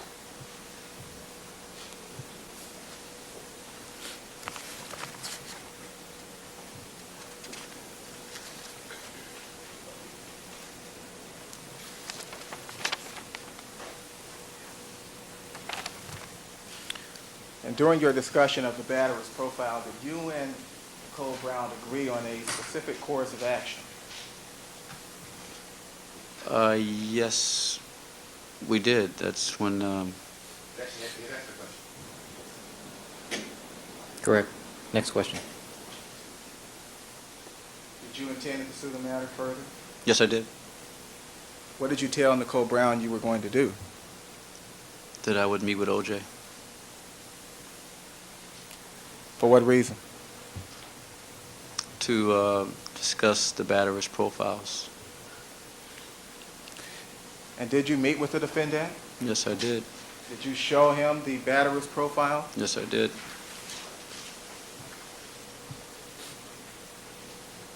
And that profile does list certain characteristics of a batterer, is that right? That's correct.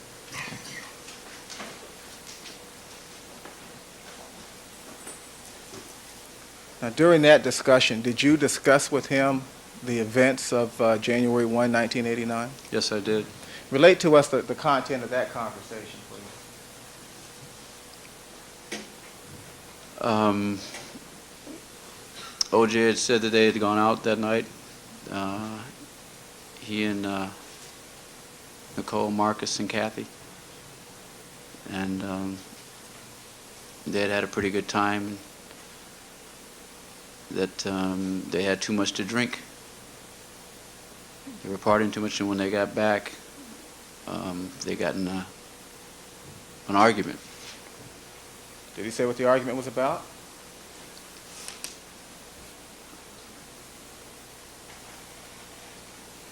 Yeah, I mean, he said that they had been kind of intimate, and then that in the middle of it, they started arguing, for the most part. What do you mean they were kind of intimate and in the middle of it they started arguing?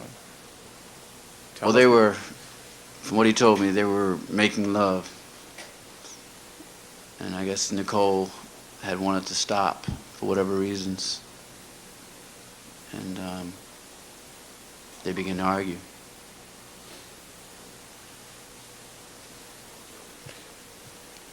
Did he tell you what happened next?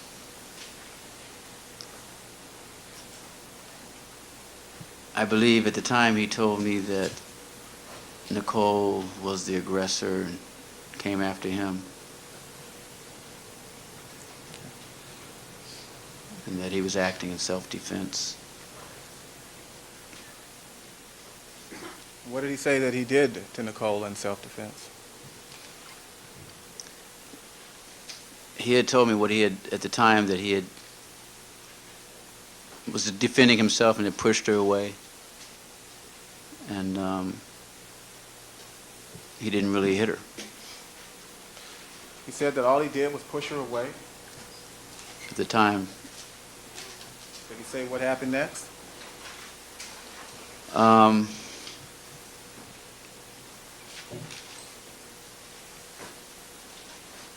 think he said that then, she got hysterical and called the police on him. Did you ask the defendant if he beat her up? No, I didn't. Not at that time, I didn't. Okay. Continue on then with the conversation you were having with the defendant regarding the batterer's profile. Okay, what happened then was we were talking, and after he explained to me what happened, then I told him what Nicole said had happened. And I told him that Nicole had advised me that he had hit her, and that after looking at the profiles, she felt that they all fit him to the T. Sustained. Hold on. Curious to disregard any comment by the witness as to what Nicole Brown Simpson said at that time. Mr. Darden. No.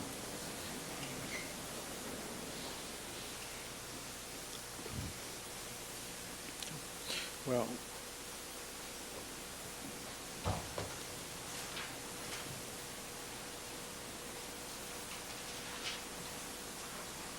I'm a little confused as to what's in and what's out now. Sure.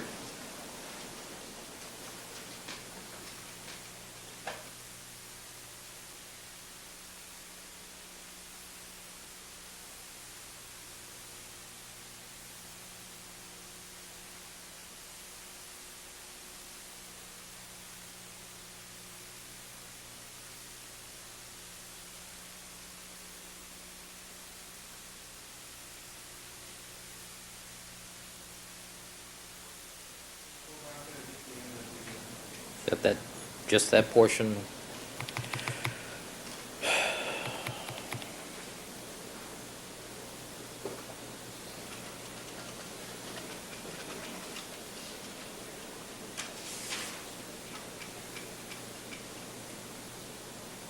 From the part I told him what Nicole said had happened, and I told him what Nicole had advised. That's all stricken. Anything this witness just said that was said by Nicole Brown Simpson is stricken as hearsay.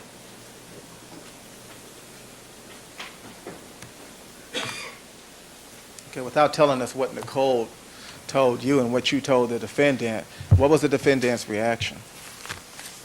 At the time, after we went over all the profiles, he denied that any of those were him, except for maybe one. And which one was that? The jealous. He said maybe I might be a little jealous, and that was it. Read to us exactly what the profile says about jealous. So, Let me see that.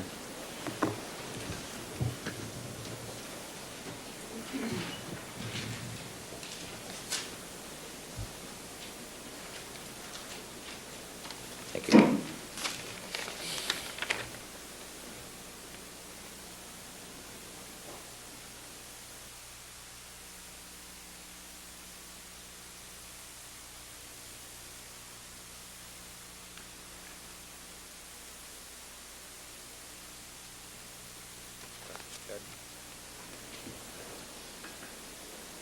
And do you have a copy of this, Counsel?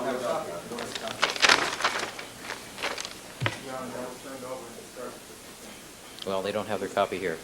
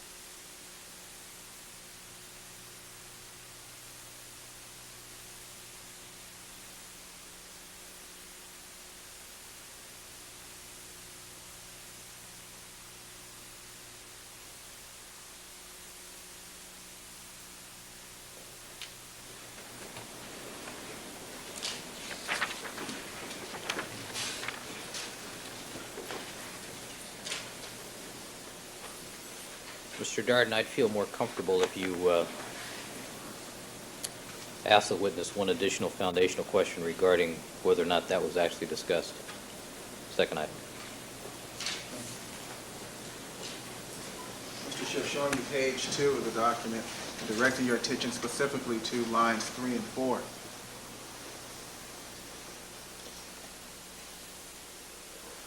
Did the defendant discuss specifically those 2 lines? just the pathologically jealous.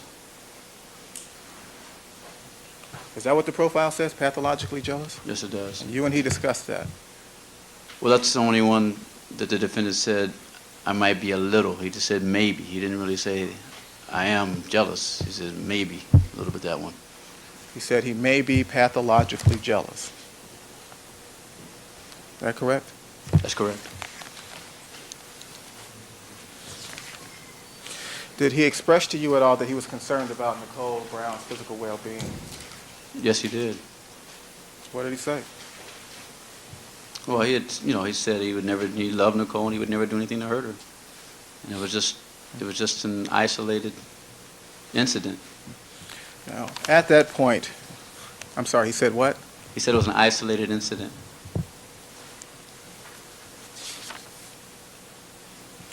Now, had you read anything in the newspapers up to that point that is about the January 1, 89 incident?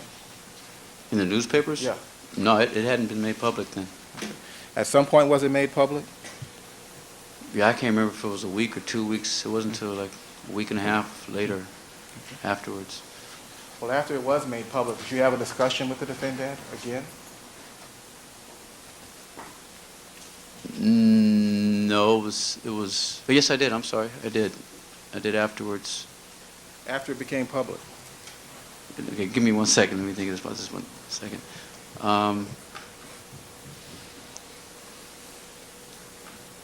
No, it was before it was made public. I had a discussion with him. Yeah. Okay. And did that discussion was it in regard to publicity? Yes, it was. What did the defendant say about that? Well, at the time, he was very upset because he thought that, you know, he was going to lose Hertz and his image was going to be tarnished. And he was just asking me to tell Nicole, you know, hey, this is never going to happen again. And, you know, that he loved her. Well, the city attorney was considering filing charges at that time, correct? Correct. Did he ask you to say anything to Nicole about filing charges? Yes, he had asked me to get to see if I could have her sign off the report, not press charges. He asked you to see if you could get her to sign off the report? Yes, he did. And what does signing off the report mean? Meaning saying that if she were to sign it, that she was not agreeing that he, you know, had actually battered her, that she didn't want to go through with the actual crime report and have it go through the process of the city attorney's office.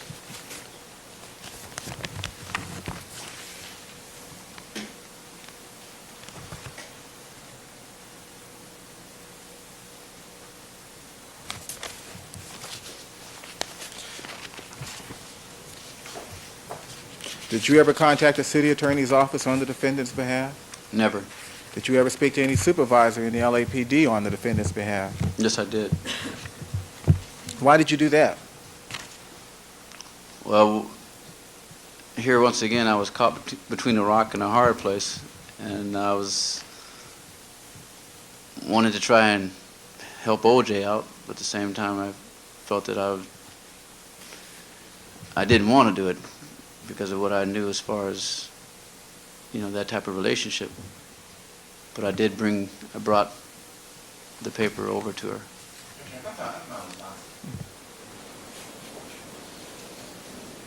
Overruled. Did someone ask you to bring the paper to Nicole? Yeah, OJ did. And what is this paper that you're referring to? What I remember, it was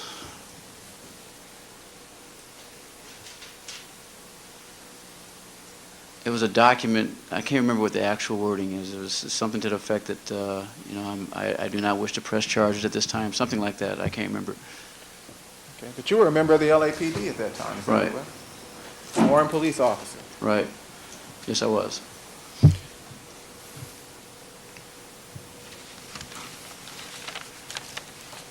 And you did take it to her. I took it to her. Did she sign it? No, she didn't.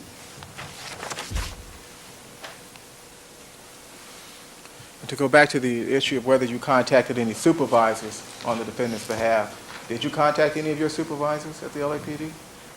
It wasn't my immediate supervisor, but it was the supervisor that was handling the case, And who would that be? Lee Kingsford. And was he in the detective section at West LA Station? Yes, he was. He was the Detective 3.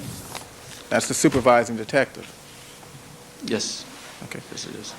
Now, did someone ask you to contact the supervising detective at LAPD? I wasn't specifically asked to contact an individual. It was just to, hey, Ron, can you get this taken care of?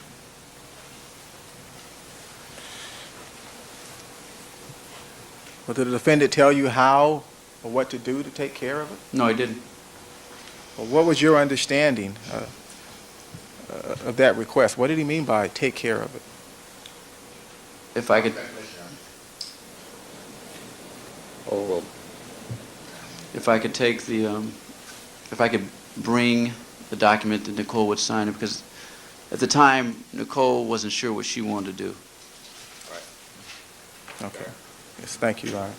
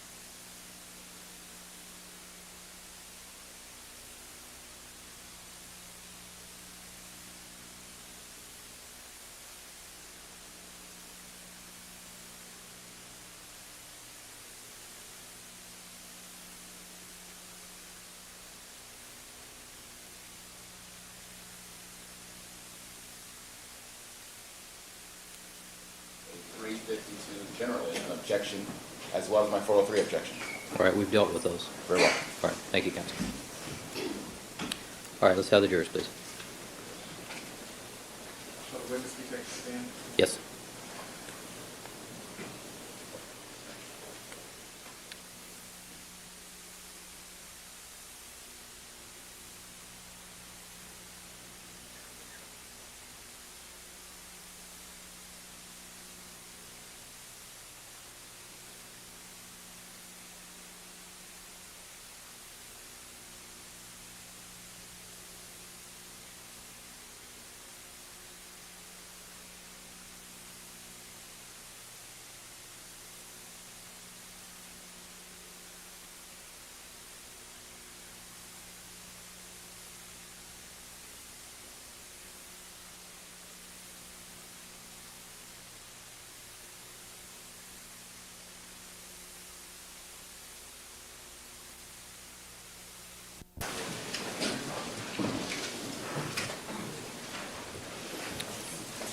All right, let the record reflect that we have been rejoined by all the members of our jury panel, that Mr. Shipp is again on the witness stand. Mr. Shipp, you're reminded you're still under oath. Mr. Darden, you may resume your direct examination. Thank you, Your Honor. Good afternoon, sir. Good afternoon. Afternoon. Mr. Shipp, a little while ago, you told us that you spoke to a detective in an attempt to see if you could take care of this situation for Mr. Simpson. Yes, I did.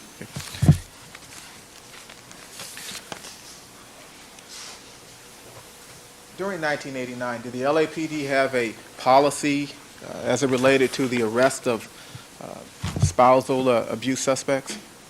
Yes, they did. It was 273.5 PC, Penal Code. Now, is this something that you taught during your domestic violence classes at the police academy? Yes, it was. Okay. And what was that policy? The policy was what the law did was most victims, when they're in a bad relationship, have a tendency.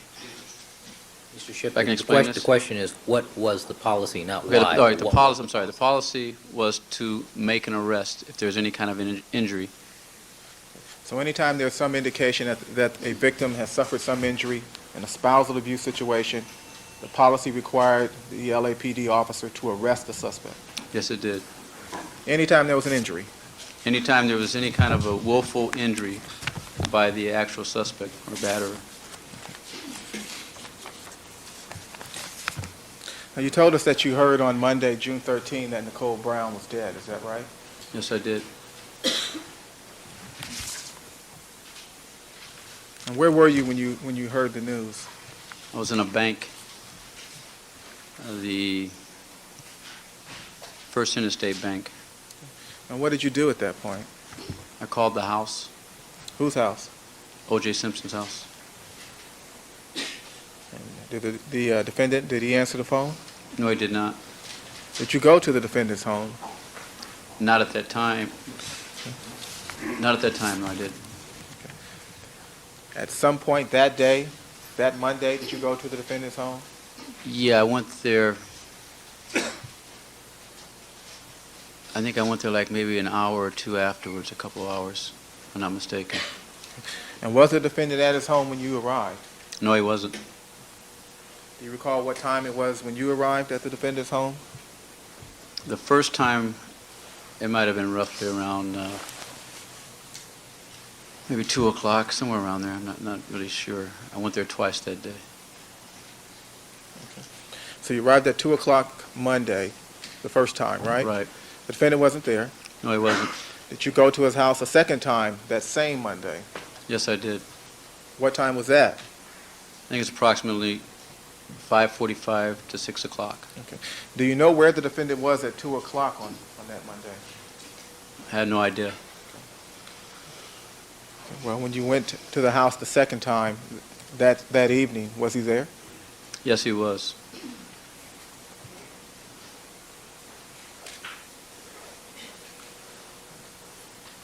Did you just walk into the house as you had on prior occasions? No, once again, I pushed the buzzer. You were buzzed in? I was buzzed in. Who buzzed you in? I can't remember. There was, like maybe 10, 15 people there at the time. Okay, so you walked into the house and there were 10 or 15 people there? Yeah, around the, different parts of the house. Okay. Who was there? What I remember at the time, I remember there was, if I'm not mistaken, I think Kathy Randa was there, Okay, and who was Kathy Randa? OJ's assistant. Who else? I remember there was Jason, if I'm not mistaken. There was Arnell. Is that Jason and Arnell Simpson? Yeah. The defendant's two adult children? Yeah, I mean, I was there over a week's period, so I mean, this is what I'm thinking on that night. There was also,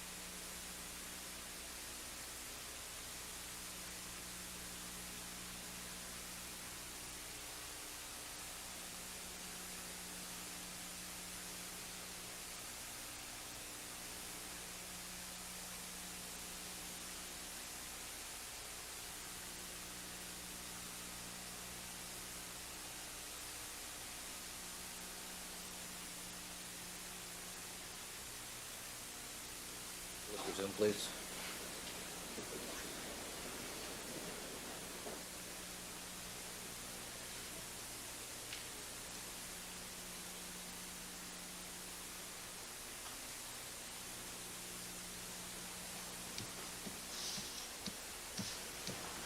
Can we approach again? For what purpose, Mr. Garden? I don't think it's necessary at this point. We're in the middle of a question. There's still a witness present.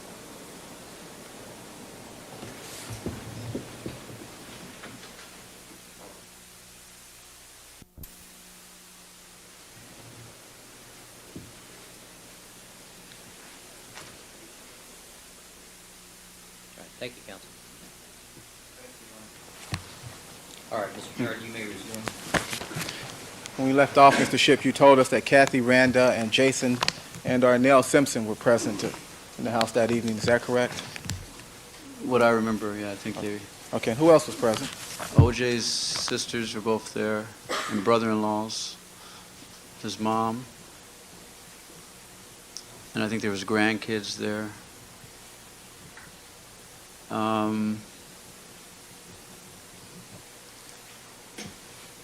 I think a couple of OJ's friends, I think Joe Stellini was there, Neil Sloan.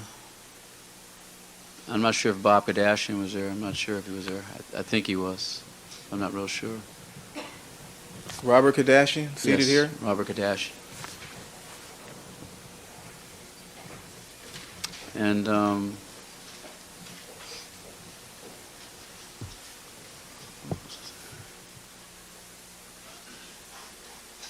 I think there's one guy there. I'm not sure if it's one of OJ's golfing buddies or whatever that I remember.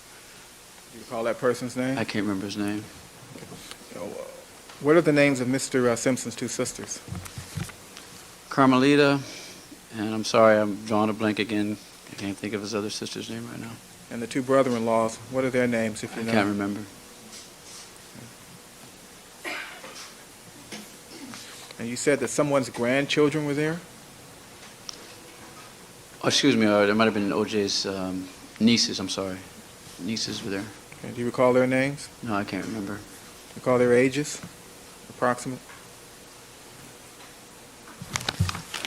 Or early 20s, maybe? Early 20s? Okay.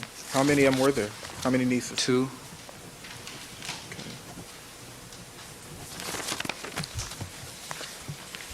Now, did you testify a while ago that you arrived the second time at 6 o'clock? Yes, I did, between 5:45 and 6, And what time did you leave? maybe about 11.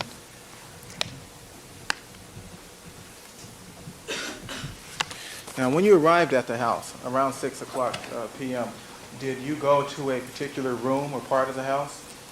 Yeah, I guess you would call it his TV room. Were there other persons or people in the TV room? Yeah, it was myself, like I said, Joe Stellini, Neil Sloan, and I think Robert Kadash. I'm not sure. I can't remember. And was the television on at that time? Yeah, I think there was either 3 or 4 of them on. Okay. And did you notice anything unusual about the defendant's hand at that time? Yes, I noticed that he had one of his, on his left hand, I think one of his fingers was bandaged, white bandage on it. And did you pose any question to him at that time? Yes, I asked him how he cut his hand, how he cut his finger. And what did he say? So he did it in Chicago.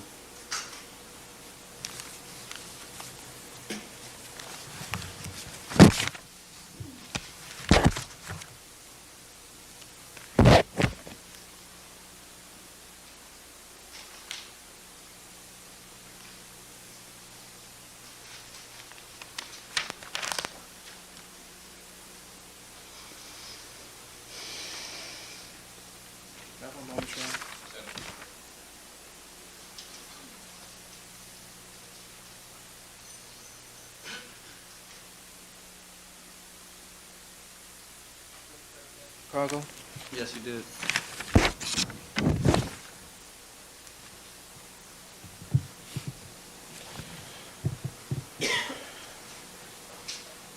Now, at some point, did the defendant prepare to go upstairs to go to bed? Yeah, after a few hours, And what did you prepare to do at that time? go home.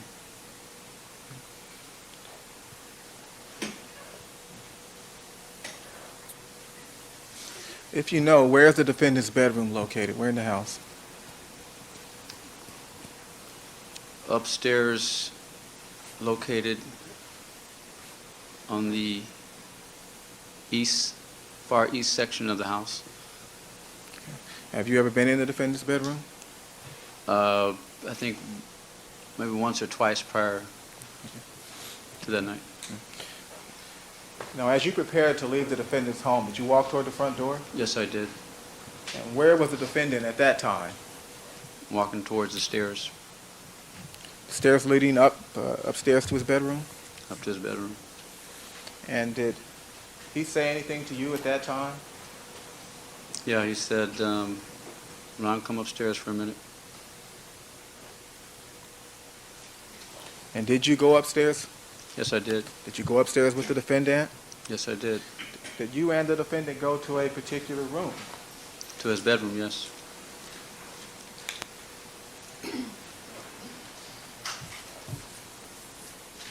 And what was the first thing that you did when you entered the defendant's bedroom?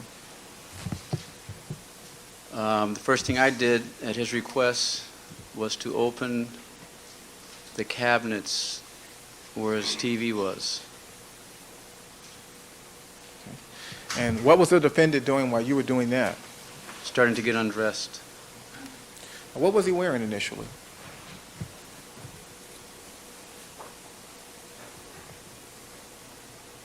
I think he was wearing a white shirt and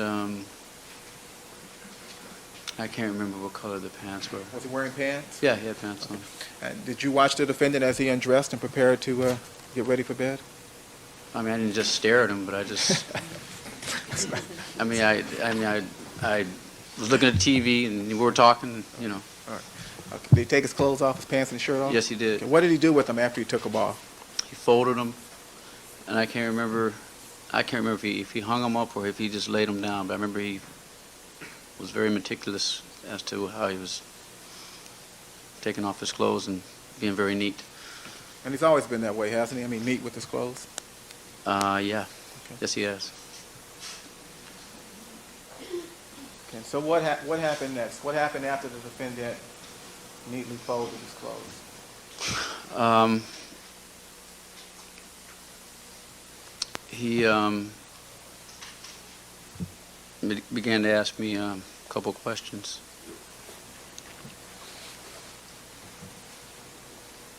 What was the first No, excuse me, I take that back. The first thing he said, he told me what the police had done when they came out to his house.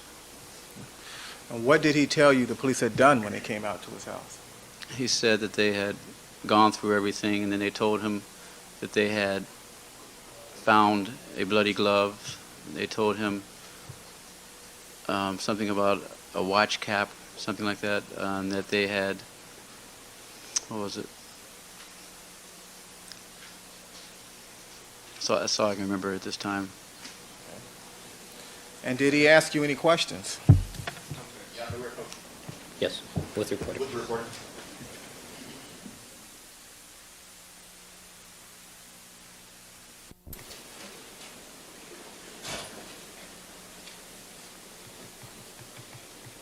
All right, Mr. Darden? When we left off, Mr. Shipp, I'm sorry. Do you wish to voir dire the witness at this point? All right. We're not at that point yet, Your Honor. I have additional questions. All right, the objection's overruled. Briefly, Mr. Douglas. Not at that point yet, Your Honor. That's for me to determine, Mr. Darden. Mr. Douglas? Thank you, Your Honor. Mr. Shipp, you said that you arrived at the Rockingham location the second time, sometime around 5:45 or 6, correct? Roughly around there. And did you say that it was sometime around 11 o'clock or so that you met with Mr. Simpson in his bedroom? If I'm not mistaken, I think it was somewhere around that time. Do you recall, sir, that in fact you left Mr. Simpson's home sometime around midnight that day? Objection, that assumes facts not in evidence. We're not, yeah, correct. That question. Question stricken, Your Honor? No, question's not stricken. Mr. Douglas? Do you recall, sir, that you left the Rockingham home escorting Kathy Randa to her car? Same objection, Your Honor. Overruled.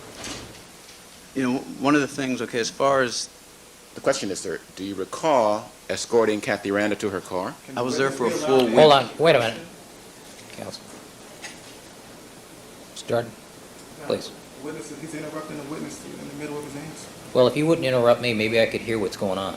Well, I can't hear what's going on either, Judge. Mr. Douglas, Thank you, Your Honor. this is beyond the bounds of regular voir dire, though, Very well. as far as foundation is concerned. I Very don't well. hear foundational questions here.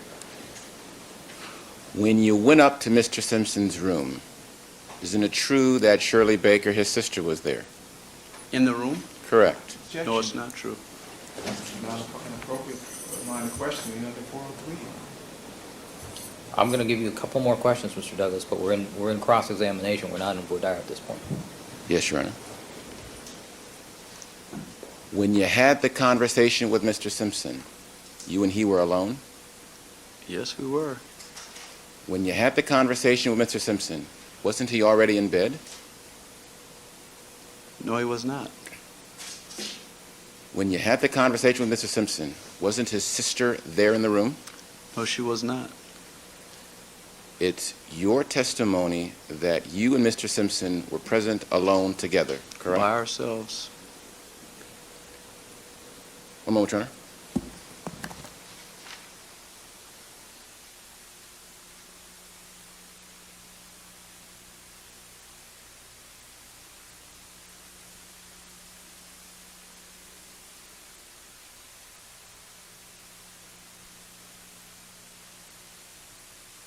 I'll reserve my questions for later, Your Honor. Thank you very much.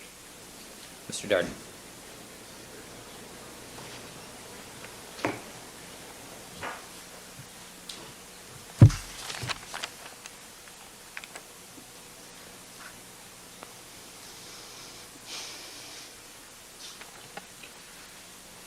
When we left off, Mr. Shipp, I believe you told us that the defendant told you that the police told him that they found a bloody glove. Is that correct? That's correct. And they also said that they found a watch cap or something somewhere? They said they found a watch cap on the property.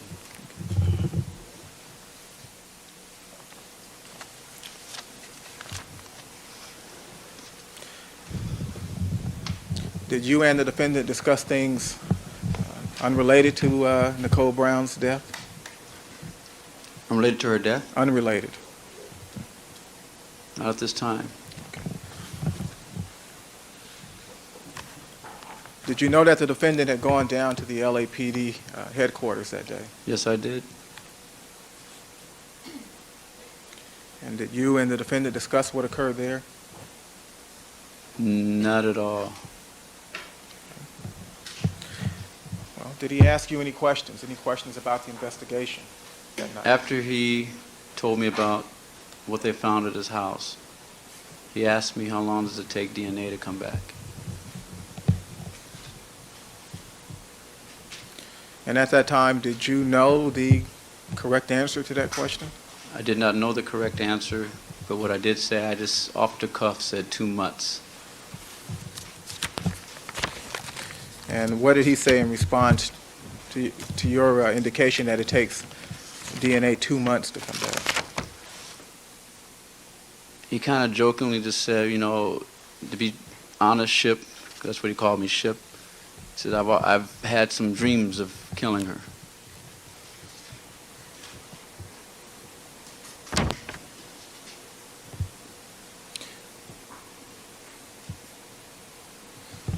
Did he say how many dreams he'd had of killing her? No, he did not. Did he say it was more than one?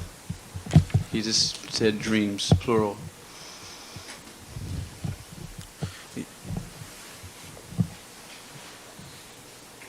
You were interviewed by the LAPD back in June or July of 1994, is that correct? That's correct. And did you reveal to the LAPD at that time that the defendant had told you that he had had dreams about killing Nicole No, I did Brown? not. No, I did not. Did the detectives ask you about your conversation with the defendant, if any, on June 13th? They asked me if I had one, but at the time, I did not. No, I did not tell them. You didn't tell them? No, I did not. Well, you're an ex-police officer, right? Yes, I am. You understood that they were conducting a homicide investigation, correct? Yes, I did. But what was your reaction when you heard the defendant say that he had had dreams about killing Nicole Brown? Sustained. It's going to explain his subsequent conduct, Your Honor. You can ask him what he did after he heard it.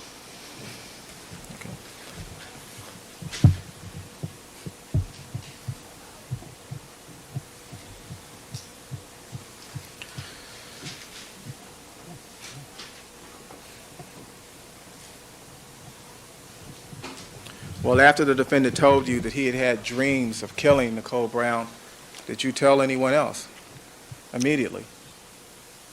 That night, I went back and told my wife.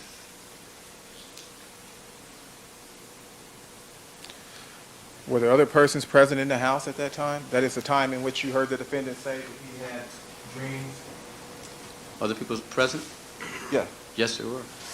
There were other people in the house downstairs? Downstairs, right, correct. Did you go downstairs and tell those people? No. No, I did not. And you didn't tell the police detectives when they questioned you? No, I did not. Why didn't you tell the police detectives about the defendant's statement that he had had dreams of killing Nicole Brown? At the time when Detective Van Adder approached me on the situation, you got to understand, I was in a state of shock for up until that time. And I wanted nothing to do with any of this at the time. I was just still thinking it was a dream like most of America. Well, did you think that you could somehow hurt the defendant or harm him or by disclosing that information? Pardon me? Did you think Yes, I did. I felt it was harmful.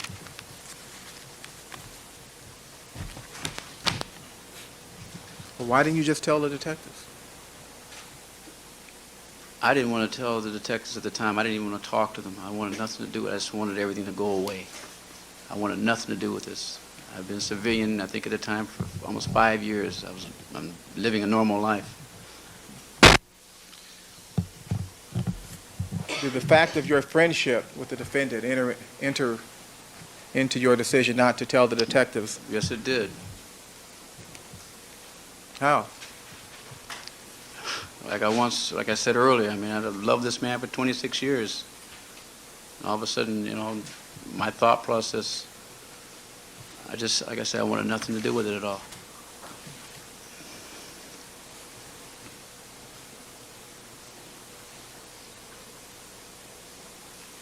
Are you acquainted with someone named Sheila Weller? Yes, I am. And who is Sheila Weller? Sheila Weller is an author of the book Raging Heart. She's the author of a book called Raging Heart. Right. Have you read that book?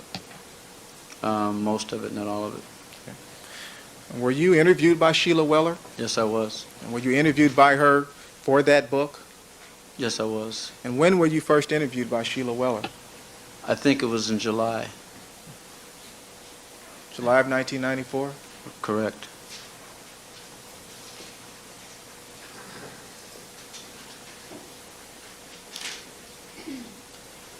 How many times were you interviewed by her?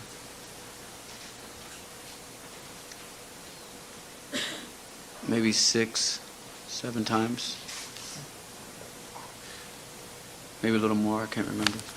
Did you tell her about the defendant's statement? The statement that he had dreams of killing Nicole Brown? Not the first time when I talked to her. Did she ask you about your conversations with the defendant on June 13? She didn't know about it then. Okay.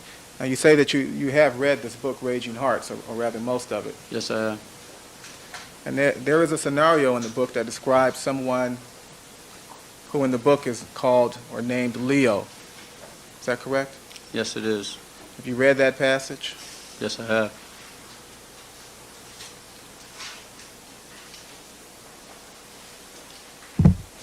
And are you the Leo?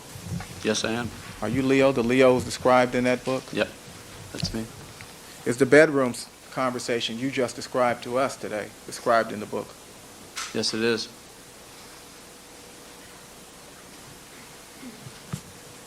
So you told Weller about the bedroom conversation. Yeah, later on I did. When, if you recall? Maybe, I think it might have been maybe a month afterwards. A month after the After killings? the first time that I talked to her. So what month would that be? I guess August. Okay.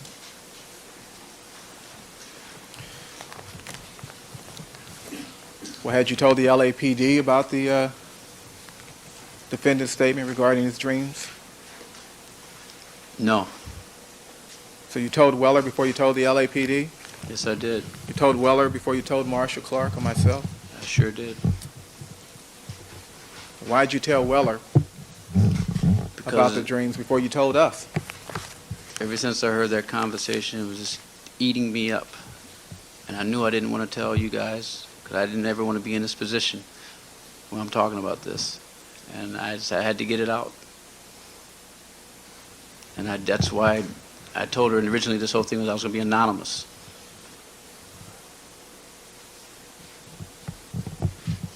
You told Sheila Weller about the conversation and asked that you remain anonymous? Yes, I did. Okay, so your name isn't Leo. Your real name isn't Leo.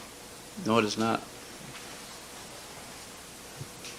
And people refer to you as Ron. Is that Yes, right? they do. Did Weller agree to keep you anonymous in the Yes, book? she did.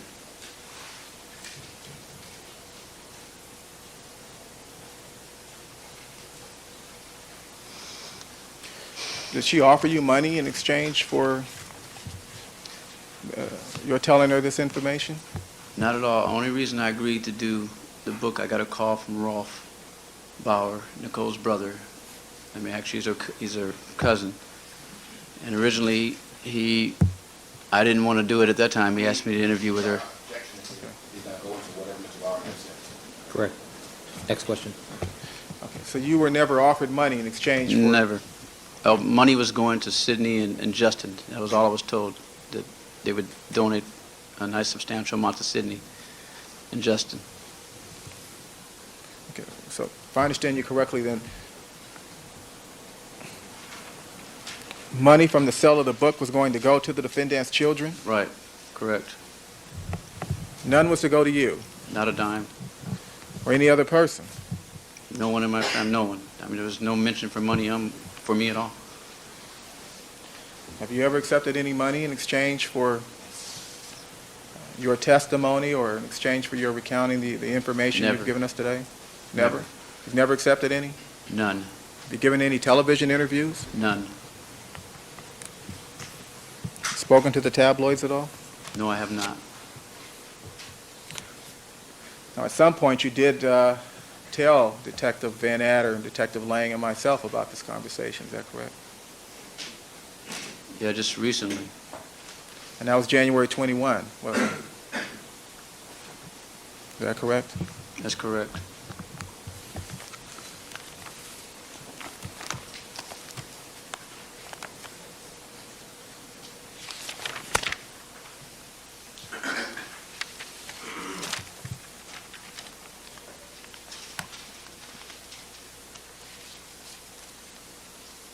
Did anyone force you to disclose this information to Sheila Weller No, not at all.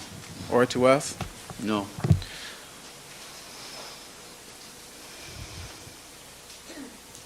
You knew the book would be published at some point. Is that correct? Yeah, I did.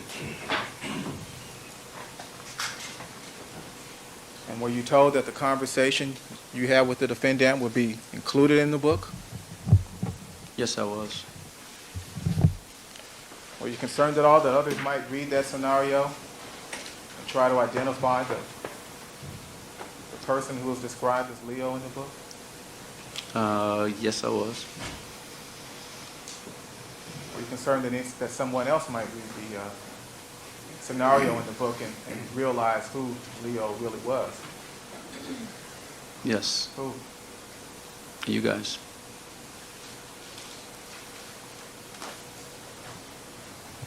Were you concerned at all that the defendant might read the book? I would think he'd be told about it.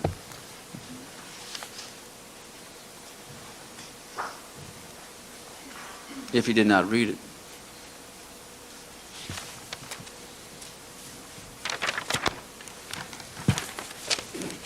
May I have one moment, Your Honor?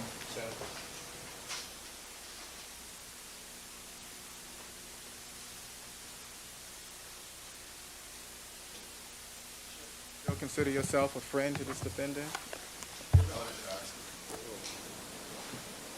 You can answer the question. I do. I don't know how he feels. Thank you, sir. No further questions, Your Honor. Mr. Douglas?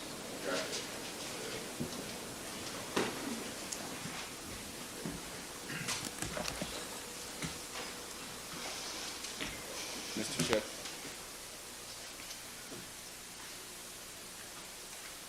What did you review in preparation for your testimony today, sir?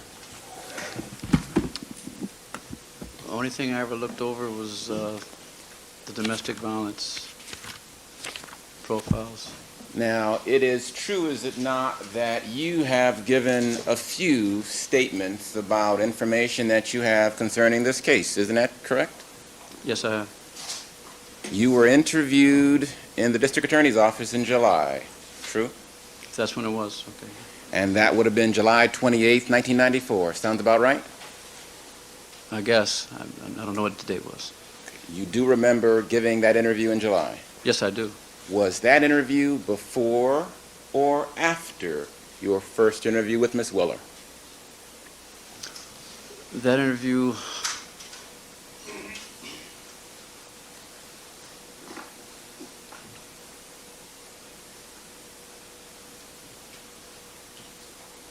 I think it may have been afterwards. You think that the first interview with the police department was after the interview with the author? Are you saying with Correct. the police department or with Marsha Clark and Well, which one? police officers were present in Marsha Clark's office, were they not? Yes, they were. Officer Van Adder was present. True? True, but I talked to Phil before I even talked to Marsha and Bill Hodgman. You talked to Phil before talking to Marsha. Marsha is Marsha Clark, Yes, Marsha Clark. and Phil is who? Phil Van Adder, detective. You and Phil go back a while, don't you? Yeah, we've known each other over the years. And how about you and Marcia? First time I ever met her. And Bill was also present at that interview. Yes, correct. Remember Bill? Yeah, I remember Bill. Bill Hodgman. Okay. Now, you spoke with Phil and Marcia and Bill for about 90 minutes, didn't you? Whatever you say. Sound about right? Okay. Yeah. And they asked you everything that you knew about your relationship with Mr. Simpson, did they not? That's correct. And in fact, there was somebody taking down transcription, everything that was said, wasn't there? That's correct. Were you placed under oath during that interview No, I with was Phil and Bill and Marcia? No, I was not. Now, have you ever had occasion to read the statement of that interview, which is 60 pages long? Yes, I did. I read portions of it. You read that when I gave it to you, didn't you? Sometime afterwards. I didn't read it immediately. Right, because sometimes after meeting with Phil and Bill and Marcia, you met with Mr. Douglas, didn't That's you? correct. Remember that? Oh, yes, I do. And you and I met in your attorney's office, That's didn't correct. you? Remember that? Yes, I do. And that would have been about September the 9th of 1994, correct? If that's what you say. I don't know the dates. And during withdrawn, we met in your attorney's office for about 2 hours, didn't we? No, we did not. How long did it last? 45 minutes. And during any time withdrawn, you knew on that occasion that I was representing Mr. Simpson, didn't Yes, you? I did. I gave you my business card, didn't I? Yes, you did. In fact, after that interview, you called me back later, didn't you? Did I call you or did you call me? I called your home after you had called and left the number. Recall that? If you say so. Okay, I can't remember. During any part of the 45 minutes that you and I spoke, did you ever mention anything about this conversation with Mr. Simpson? No, sir. Didn't I ask you during that conversation to tell me the worst things that you knew about O.J. Simpson? Yes, you did. And wouldn't you agree that this statement about this supposed dream is a pretty bad thing about Mr. Simpson? Yes, it is. So did you lie when you didn't tell me about that dream? I sure did. You did. You've lied a few times, haven't you, sir? Never in court. Never. But you've lied a few times concerning what you know about Mr. Simpson. True? Yeah, I'd say. You lied to Marcia, didn't you? Well, if holding back information, they never asked me about that. If holding back information is lying, I don't think it is lying. I just didn't tell them everything. Well, you just didn't tell the police and the district attorney about an important conversation that you claim occurred. True? That's correct. Now, the first time, withdrawn, sometime before talking with me, you had a conversation with an investigator working on my behalf, did you not?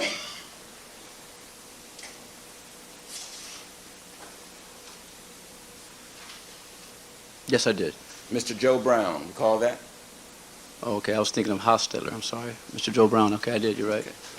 And you never told Joe Brown about this supposed conversation with you and Mr. Simpson, did you? No, I did not.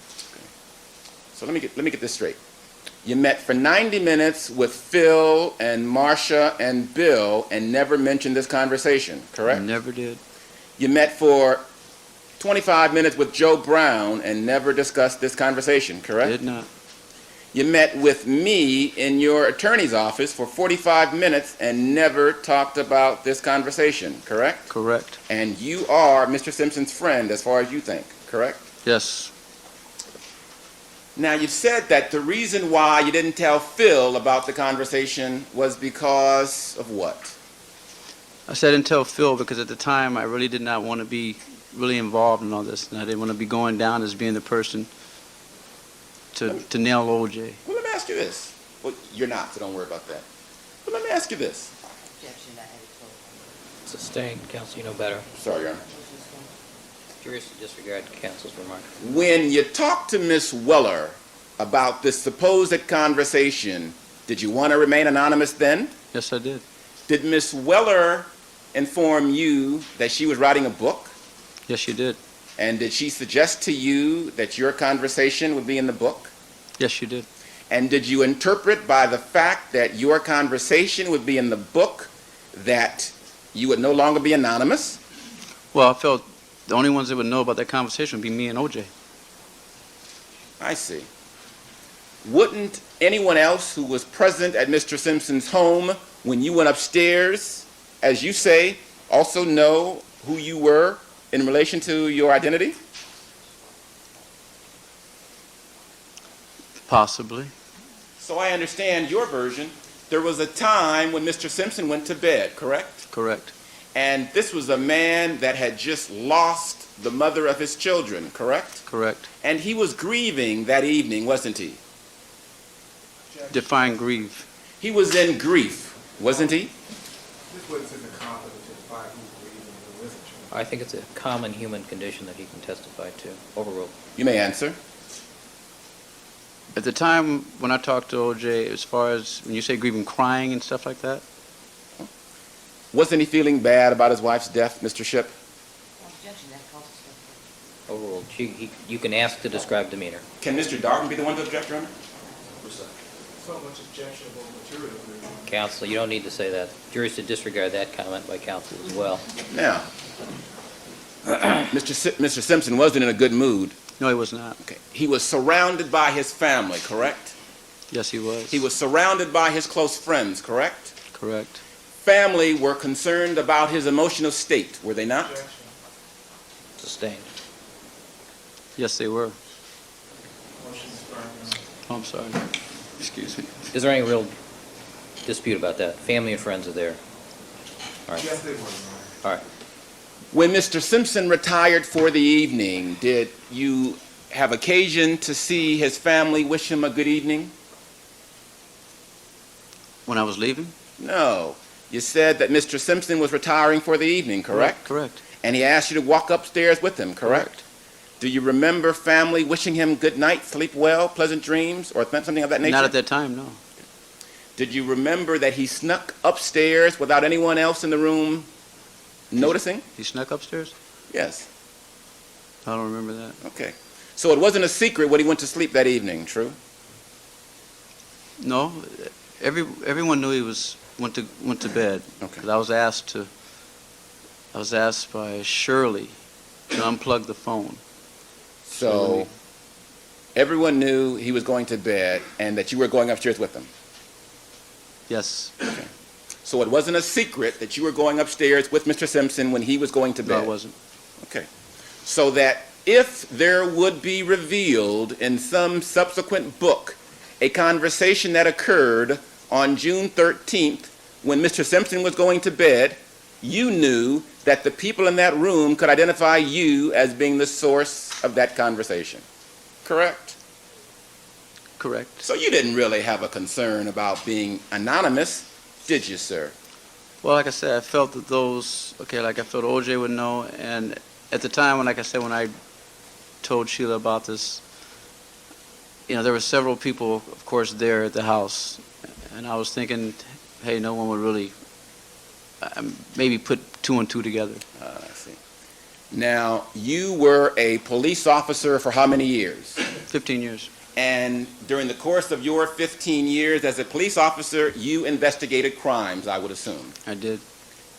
And would there be occasions that you would read descriptions about events in either newspapers or books that would assist your investigation of a pending crime?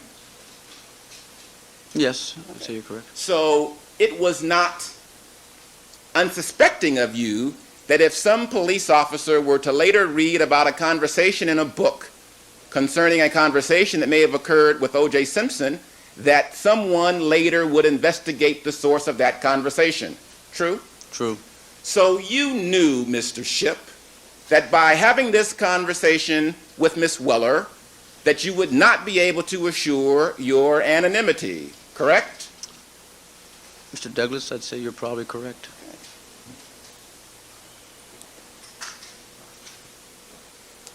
Prior to the book being released, did you have occasion to review a draft of the manuscript concerning your conversations with Miss Weller? Yeah, I did. How many times? Well, once. I looked it over once. When, in this series of 6 or 7 occasions that you and she met, did you review a draft? I didn't review it at all at the time when she took the notes. No, I'm asking when, during the course of these 6 or 7 times that you met with her, did you review the draft? I thought I just answered that. Did you ever review the draft text of what she said that you said to her? Not during the 6 or 7 times when I met with her. When did you review that draft, sir? Probably maybe 2 weeks before it came out. And did you have occasion to offer any corrections? Yes, I did. And did you offer corrections? Nothing. Yes, I did.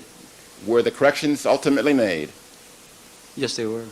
You've had occasion since the publication of that book to read the version applying to you. Yes, I have. Is it accurate? Yeah, just about everything's accurate, yeah. I'd say it is.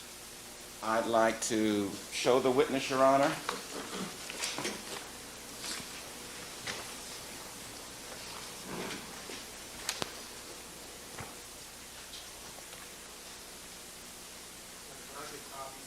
I'm giving a copy to him right now, Your Honor.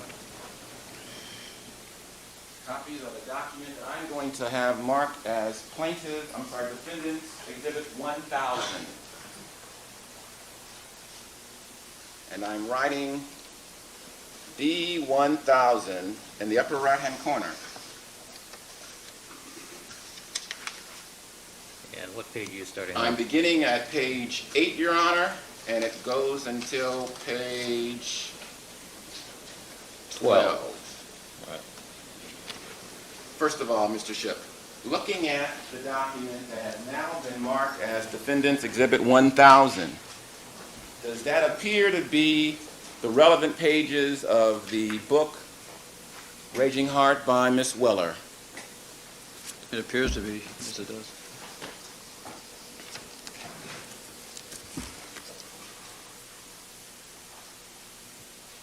And there appears to be some reference to the conversation that you had with Mr. Simpson, supposedly, beginning on page 9, correct? Yes.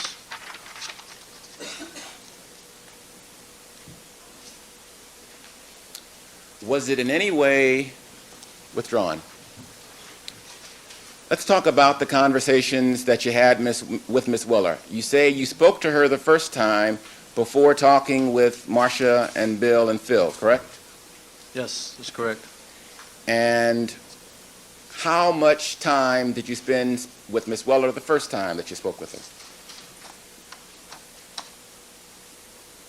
Maybe 2 hours Did you talk in person or on the phone? in person How'd she get your number, if you know? from Ralph. Did you have occasion to speak with Rolf about your supposed conversation with Mr. Simpson before you met with Miss Weller? Did I tell him? Correct. No, I did not. When you met with Miss Weller, where'd you meet? At Yamashira's. You and she had dinner? Hors d'oeuvres. Anyone else present? Waitresses. At the table with the two of you, I'm asking. No, no one else. And at the conclusion of the first meeting, did the two of you agree to meet again? Yes, we did. After you met with her the first time, did you like her? Yes, I liked her. Did you feel some sort of kinship with her? Kinship? Correct. I thought she was a nice person, yeah. Did you feel that you could trust her? Yes, I did. Did you feel that you could trust her more than you felt that you could trust the police department? It's not a thing of trusting the police department. I felt I could trust her as far as not printing my name in a book. But you were going to trust her with some information that you didn't tell the police. That's correct. Were you not? That's right. You were going to trust her with some information that you hadn't told the district attorney, correct? That's correct. When did you develop that quality of trust in her that you were comfortable sharing something with her that you had not shared with the police? Maybe, I don't know, maybe the third time I met with her. The third time you felt that comfort. And where had you met with her the second time? Most of the time we met, it was at Yarmouth Shirl's. Each of the times? Yeah. How much time passed between the first time and the second time? Oh, maybe a couple of days. A couple of days.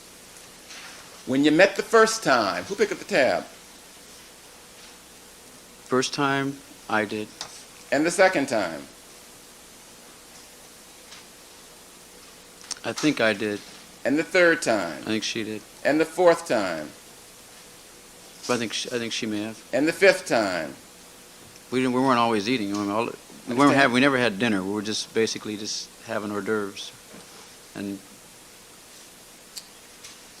Did you and Miss Weller ever sign any documents concerning your interview with her?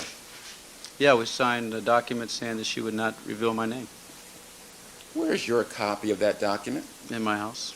Could you bring it with you tomorrow Sure when you could. come to court? Just Thank you. And how many pages does that document consist of? one. One page? And what does that document say as best as you can recall? I can't remember. Tell me all that you can remember that it says. Something I, Sheila Weller, would promise not to reveal your name. Something like that.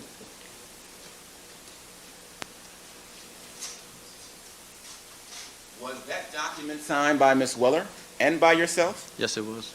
And it was dated? I think so. Okay. And during which of the 6 or 7 occasions that you and she met did you sign that document that we've just discussed?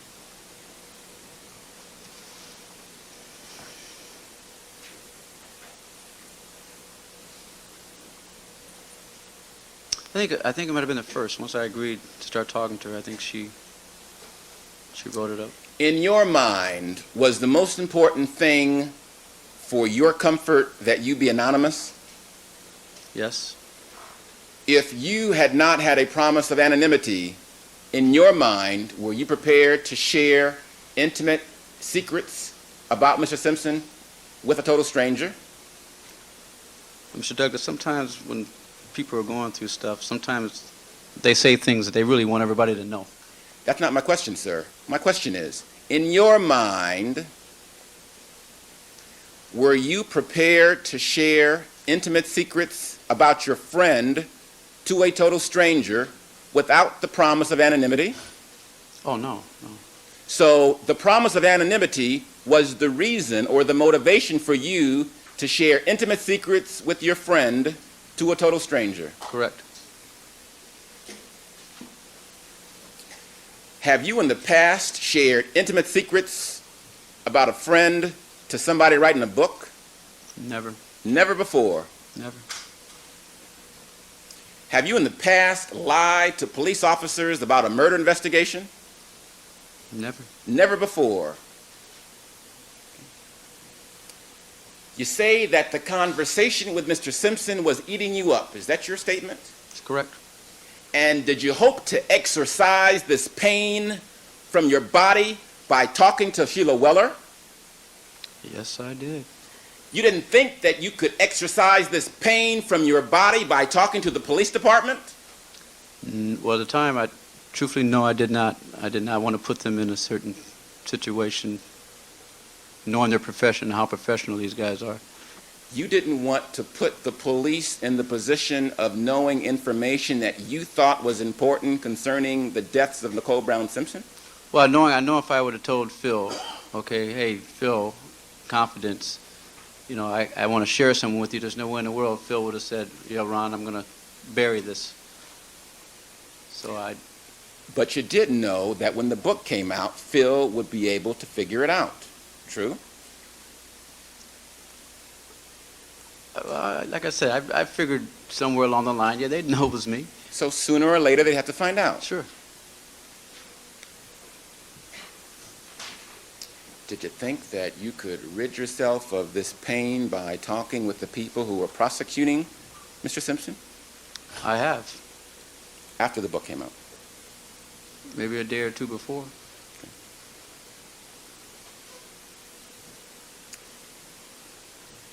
Since you realized that it would probably occur that your identity would be disclosed during the police department's investigation of the allegations in the book, why didn't you talk to the police after talking with Miss Weller, immediately after talking to Miss Weller?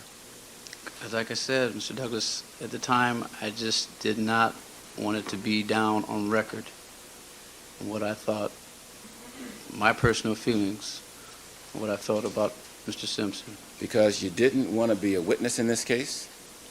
You're absolutely right.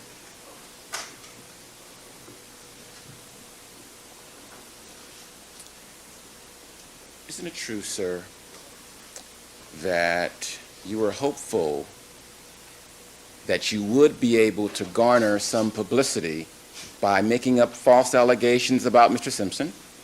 No, it's not true at all. Didn't you think, sir, that by concocting this story about Mr. Simpson, it might enhance your own personal profile? Mr. Douglas, I put all my faith in God and my conscience. Since Nicole's been dead, I've felt nothing but guilt, my own personal guilt, that I didn't do as much as I probably should have. But let me ask you this. Didn't you think that by being a witness in this case, it would enhance your own personal profile? No, sir. Aren't you an actor? Sir, I have done some acting. Yes, I have. Let's talk about that. How much acting have you done, Mr. Shipp? I've done almost a bunch of bit parts here and there. Have you gone to school for acting? Yes, somewhat. Let's see where it goes. Have you gone to school for acting? Just years ago. When did you go to school? I just took took a commercial class. How long did the school last? 6 weeks. Did the school teach you how to play certain roles? The commercial class? Yes. No. Well, you haven't just acted in schools or in commercials, have you?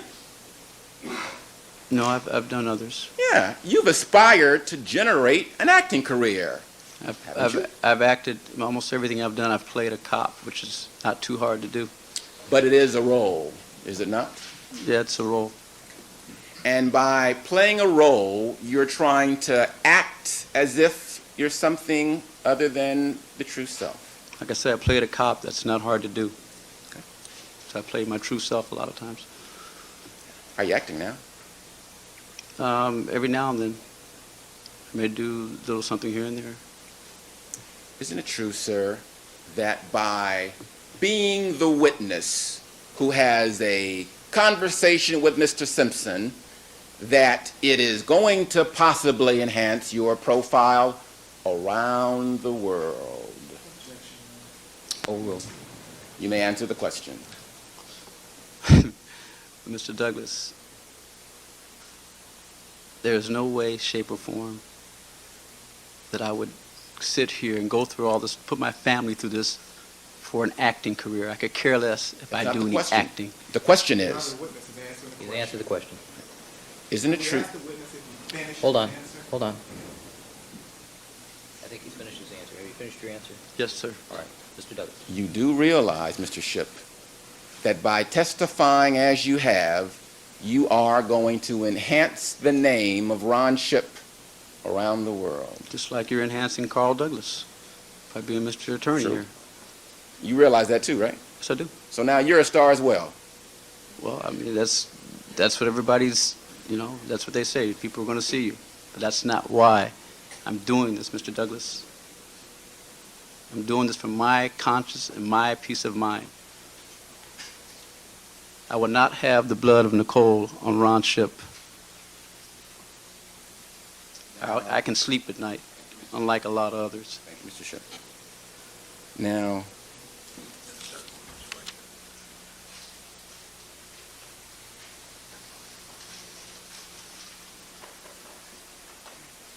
how many months passed between your conversations with Miss Weller about this supposed dream and your conversation with any law enforcement authority about the dream?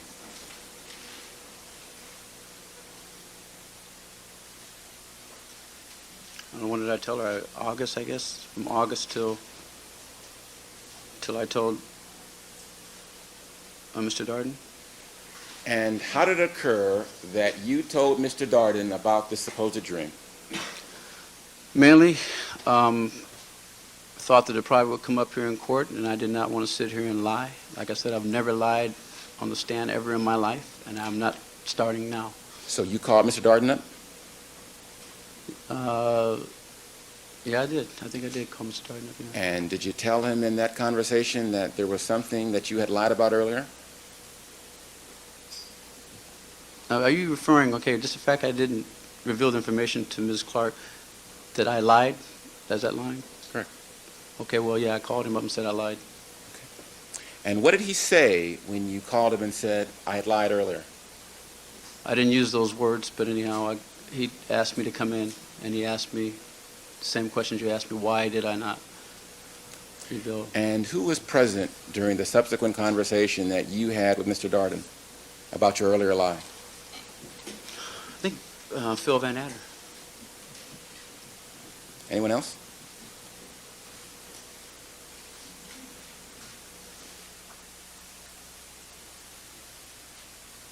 I think it was just Phil.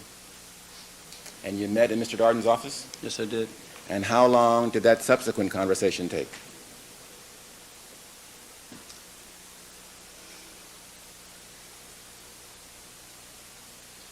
I don't know, maybe total, total 45 minutes, I think, just sitting there and having them recorded and stuff like that. And did you disclose anything else during that conversation that you hadn't said earlier?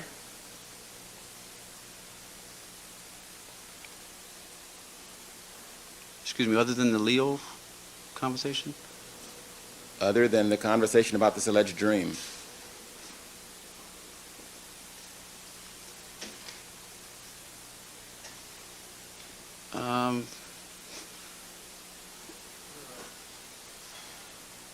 May I interrupt and confer with counsel for a moment? Certainly. Thank you.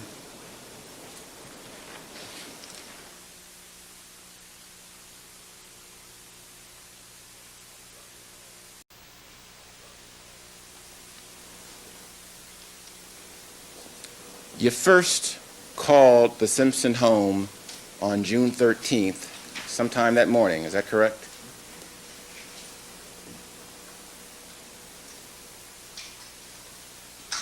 Yes, I did. And that was sometime about 10 o'clock in the morning, wasn't it? You know, my mom paged me at around about 10:30. And upon hearing the news, you tried to reach someone at the Simpson home, correct? Yes, I did. And when you picked up the phone and dialed the Simpson home, did someone answer? Yes, they did. Who was that? Mark Furman. Had you known Mark Furman before June 13th? Yes, I had.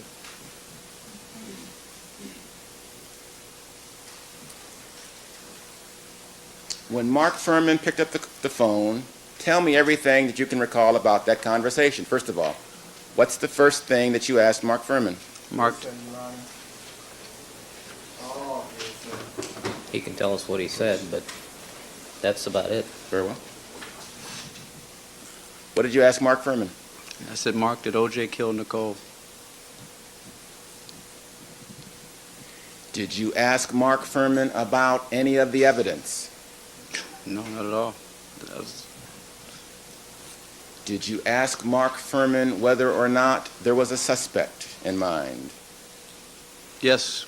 He told me he wouldn't answer me. And he told me, Ron, you know I can't answer you. And I tried to persuade him, tell him, hey, it's me you're talking to. How long did you and Mark Furman talk on the phone on that day? No more than 1 minute 1 minute. at the most. Without saying what he said, did Mark Furman explain why he was there at 10 o'clock answering the phone? So I did ask him if Nicole, I asked him if she was really dead. Did Mark explain to you why he was there answering the phone at 10 o'clock a.m.? Yeah, he said he was investigating. That's when he said, yes, she is dead, and he's there investigating the homicide of her and Ron.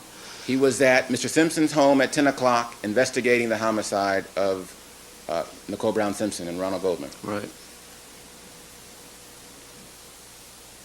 When you returned later that evening, was Mr. Simpson there when you got there? Yes, he was. And he was there with his two sisters, correct? Yes. And he was there with his two adult children? If I'm not mistaken, if Arnell was there, I think she might have been in guest house. I'm not sure. I was there for a whole week, Monday through Friday. So some of the days have run into each other. Do you recall that his mother was there? Yes, I think she was there. Yes, she was there.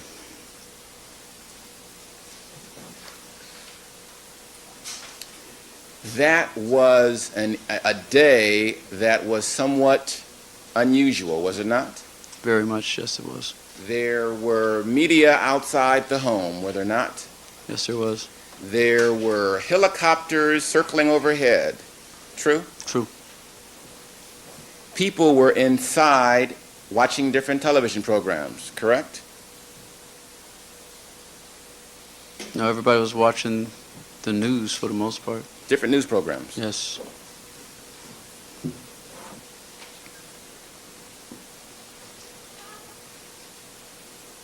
There came a time, as you've said, that Mr. Simpson retired upstairs to the bedroom, Yes, there was. and he asked you to join him, according to your version. Yes, he did. And did you and he walk up the stairs alone, or together? Together. And did you and he then walk into the bedroom together? Yes, we did. And it was during this time, while you and he were in the bedroom together, that this conversation supposedly took place. Yes, it is. Now, is it your version that Mr. Simpson told you that the police said they had found a glove? Yes, that's what he told me. And did he tell you that they had found a glove with blood on it? They said they found a bloody glove, and I did leave out one statement because he did. When Mr. Darden was questioning me, he did ask me, "What does this mean? What does all this mean?"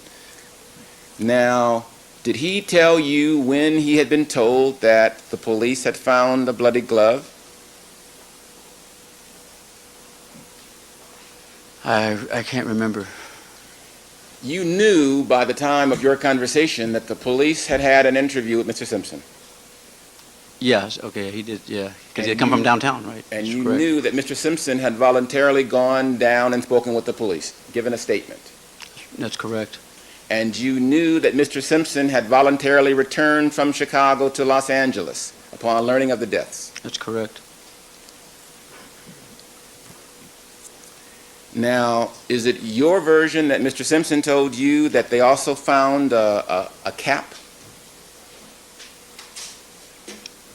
Is it my version? Did Mr. Simpson tell you that the police had told Simpson that they had also found a cap? Yeah, there was two items. I'm pretty sure it was a cap and a glove. Did Simpson tell you that the police had told Simpson that the police had found blood in the car?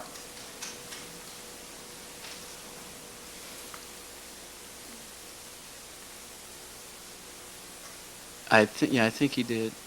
I'm not sure. I think he did. If that statement was written in Exhibit 1000, that Simpson told Leo that the police had found blood in the car, would that statement have come from you, since you're Leo? That's correct. Did Simpson tell you that the police had told Simpson that blood was found in the house, in his house? Yes, he did. Now, it's your position that Simpson asked you about DNA evidence? Yes, he did. Did Simpson ask you about regular blood serological evidence as well? No, he did not. Isn't it true, sir, that Simpson never asked you anything about or mentioned to you anything about a cap being found? Did he never mention it to me? Correct. No, it's not true. He Isn't it didn't. true, sir, that Simpson never said anything to you about there being blood found in the car? No, it's not true. Isn't it true, sir, that Mr. Simpson said nothing to you about blood being found in the house? No, it's not true. Isn't it true, sir, that you mentioned to Mr. Simpson that the police had found a glove on his property? I had no idea what they found in that house. Nothing. Didn't you take Mr. Simpson out to behind the garage to show him the area where the glove was supposedly found? This is sad, OJ. But no, this is really sad. Your Honor, I move to strike that. Ladies and gentlemen, you are to disregard Mr. Shipp's direct comment to the defendant. Mr. Shipp, please, I'm you're sorry, instructed not to do that. All right, ladies and gentlemen, please disregard that. All right, they all nod in agreement. Mr. No, I did not.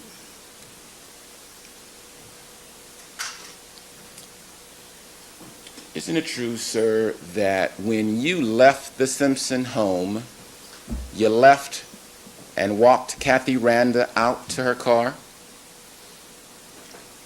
Like I said, I was there a whole week. I don't know if it was that night or I've walked a lot of people to their cars. Well, think hard. June 13th, No, I walked myself to the car. you didn't walk Kathy Randa to Kathy Randa's car On June 13th? 13th. No, because I was so shaken up. I remember I walked by myself and I sat in the car and I was by myself. I remember that because I was very tripped out over all this. Isn't it true, sir, that you and Kathy Randa walked out together from the first floor, right out the house together, and after you walked her to her car, you then got into your car and left? Not that night. No. Isn't it true, Mr. Shipp, that because O.J. withdrawn, you are aware that O.J. Simpson was very tired that evening, are you not? That's true. And you are aware that O.J. Simpson was very tired because he hadn't gotten much sleep the night before, true? True. Because he had taken a red eye from Los Angeles to Chicago, true? True. And then had taken a red eye or taken the first flight, 6 o'clock in the morning, from Chicago back to Los Angeles, correct? True. And then because he was on the phone so much, he did not sleep very much on the return flight from Chicago, correct? Correct. And as soon as he got back from Chicago, he was then handcuffed by police officers at his home, correct? From what I saw on the TV, yes. And then as soon as he got back from Chicago, he was taken down to Parker Center, correct? Correct. And after talking with Parker Center, he was then brought back to his house, correct? Correct. And then when he returned to his house, his friends, his family were there, correct? Correct. And since he hadn't slept for the past 24 hours or so, he went to bed early on June 13th. No objection. Didn't This is he? Facts, not evidence, called for speculation, hearsay. Overruled. You may answer the question. No, he did not. Isn't it true, sir, that Mr. Simpson didn't go to bed around 11 o'clock, but in fact he went to bed closer to 8 or 8:15 on June 13th, since he hadn't slept the prior night? Isn't that true? I'm sorry. I lost in the train of thought. Go right ahead again. I'm sorry. Since Mr. Simpson hadn't slept the prior evening or earlier that day, he went to bed at about 8 or 8:15 on June 13th, didn't he? No, he did not. And isn't it true, sir, that his sister Shirley and his brother-in-law Benny Baker escorted Mr. Simpson up to his room and helped him undress on June 13th? Isn't that correct? Is that what they're going to testify to, sir? Here in the courtroom. No, Your Honor, they're outside. That's not correct. That is not correct. My statement is not correct. That is not correct. And is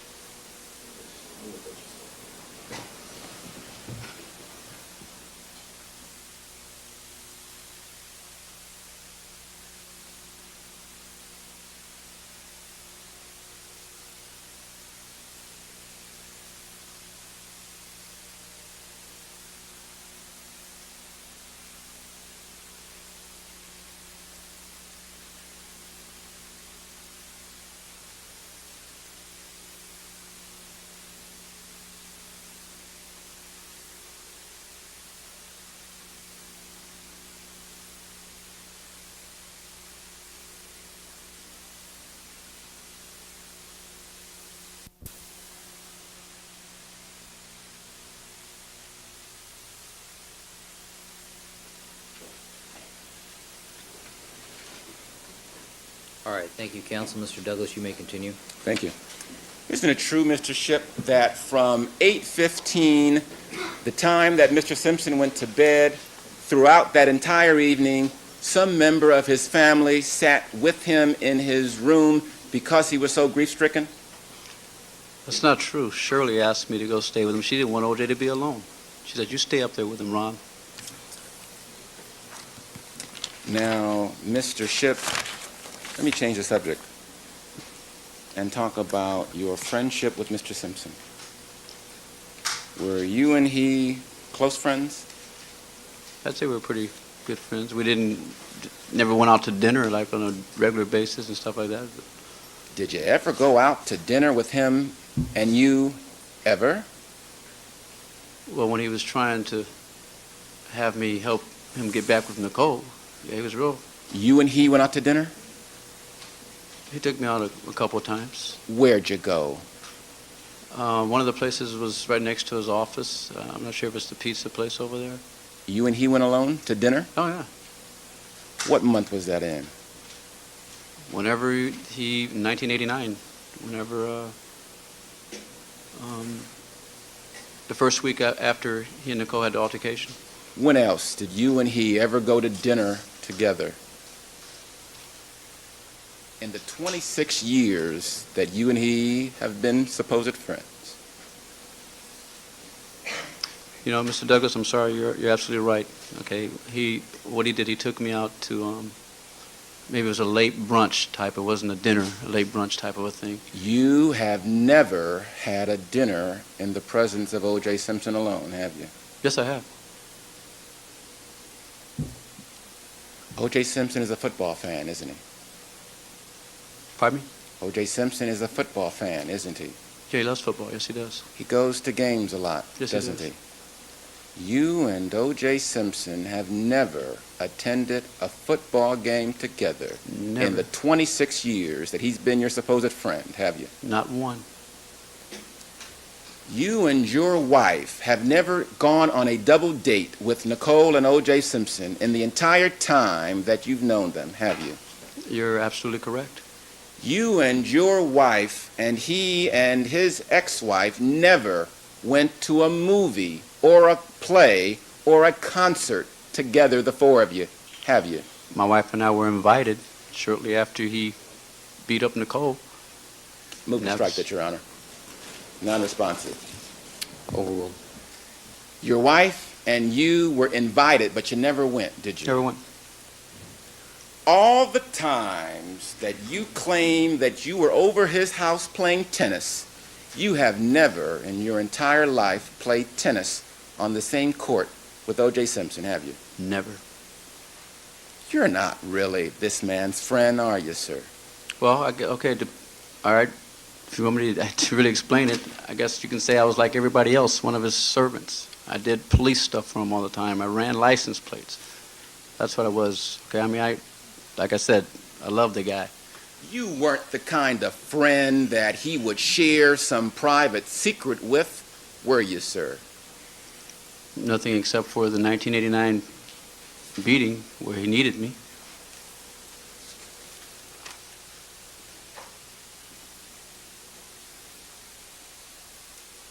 You know that Mr. Simpson is an avid golfer, true? Very true.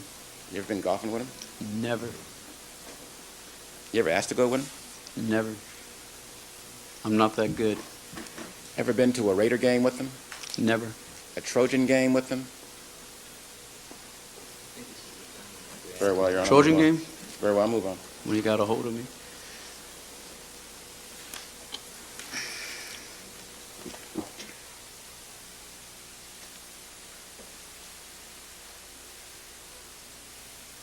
Now, you have had occasion to meet with members of the Brown family since the death of Nicole Brown Simpson, haven't you? Since the death, Yeah. on one occasion, When was that? a memorial service for Nicole. Have you been down to Dana Point to speak with any of the family since then? No, I have not. Have you spoken with them on the phone other than on the day of the funeral? Oh, yes, I have. How many times have you spoken with anyone from the Brown family on the phone since the funeral until today? Maybe 6. When was the last time? Maybe 3 weeks ago. Who'd you speak with? Spoke to both Lou and Judy. When was the first time?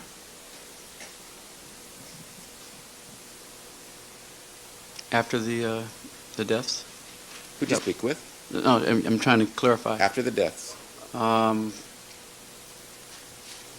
remember I went probably, I didn't want to bother them, like, because they were being bothered, so I probably went maybe around 2.5, 3 months before I even called.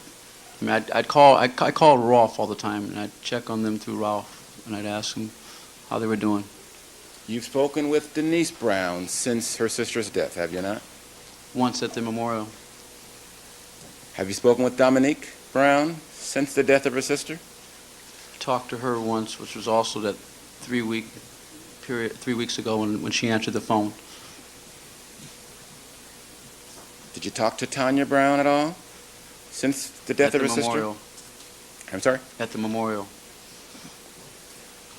You mentioned there were 6 times or so that you've spoken to someone in the Brown family on the telephone. One time was with Louis and Judith Brown. I talked to Lou a few times a few times I called and I'd ask to speak to Judy, or she'd answer the phone and put Lou on the phone. Did you ever talk to anyone in the Brown family about this supposed conversation with you and Mr. Simpson about dreams? No, I did not. Who else have you told before talking to Mr. Darden and Mr. Van Adder?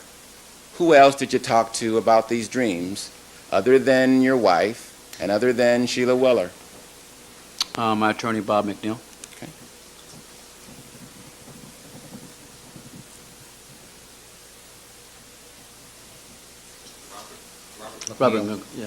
Robert McNeil, correct. Washington Boulevard office. Yeah, They've moved, Your Honor. he's downtown, but he was on Washington, you're correct.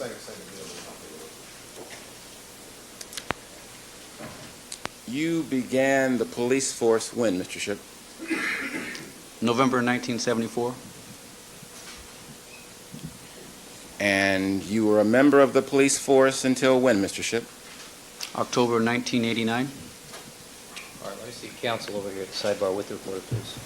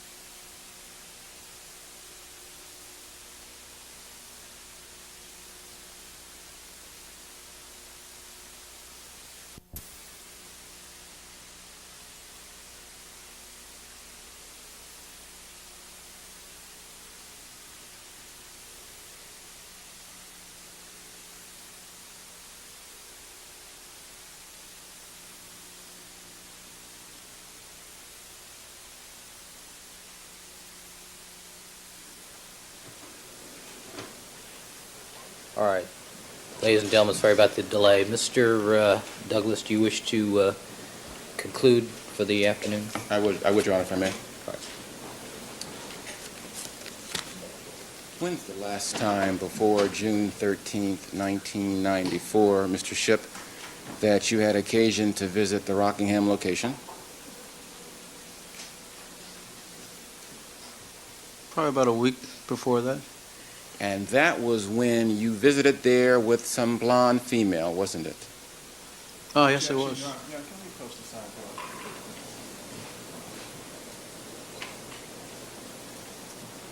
Yes. I take it there's an objection? Yeah. Relevancy?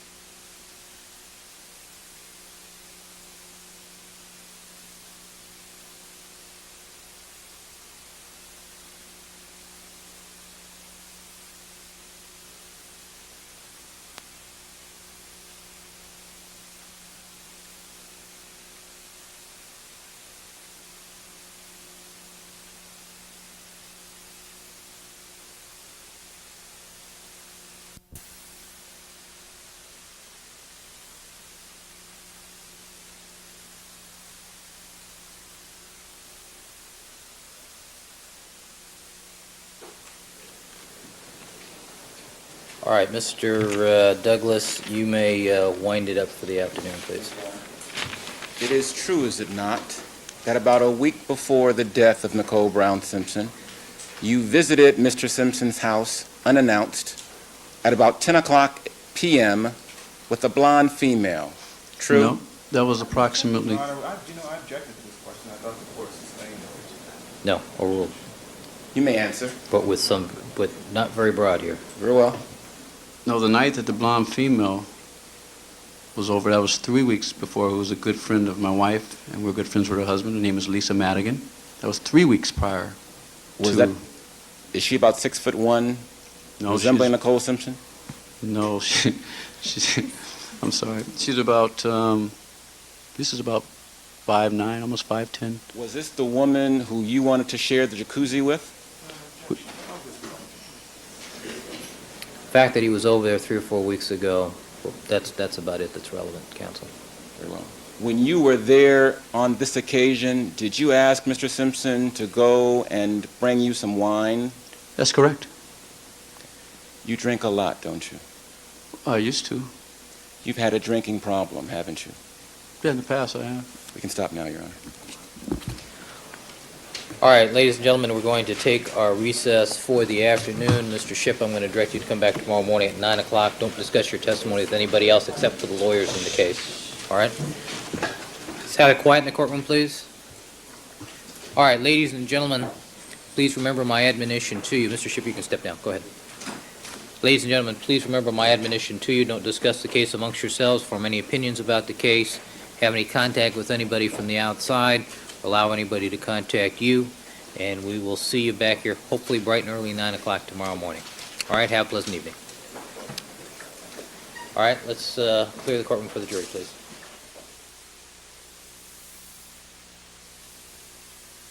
For conflict.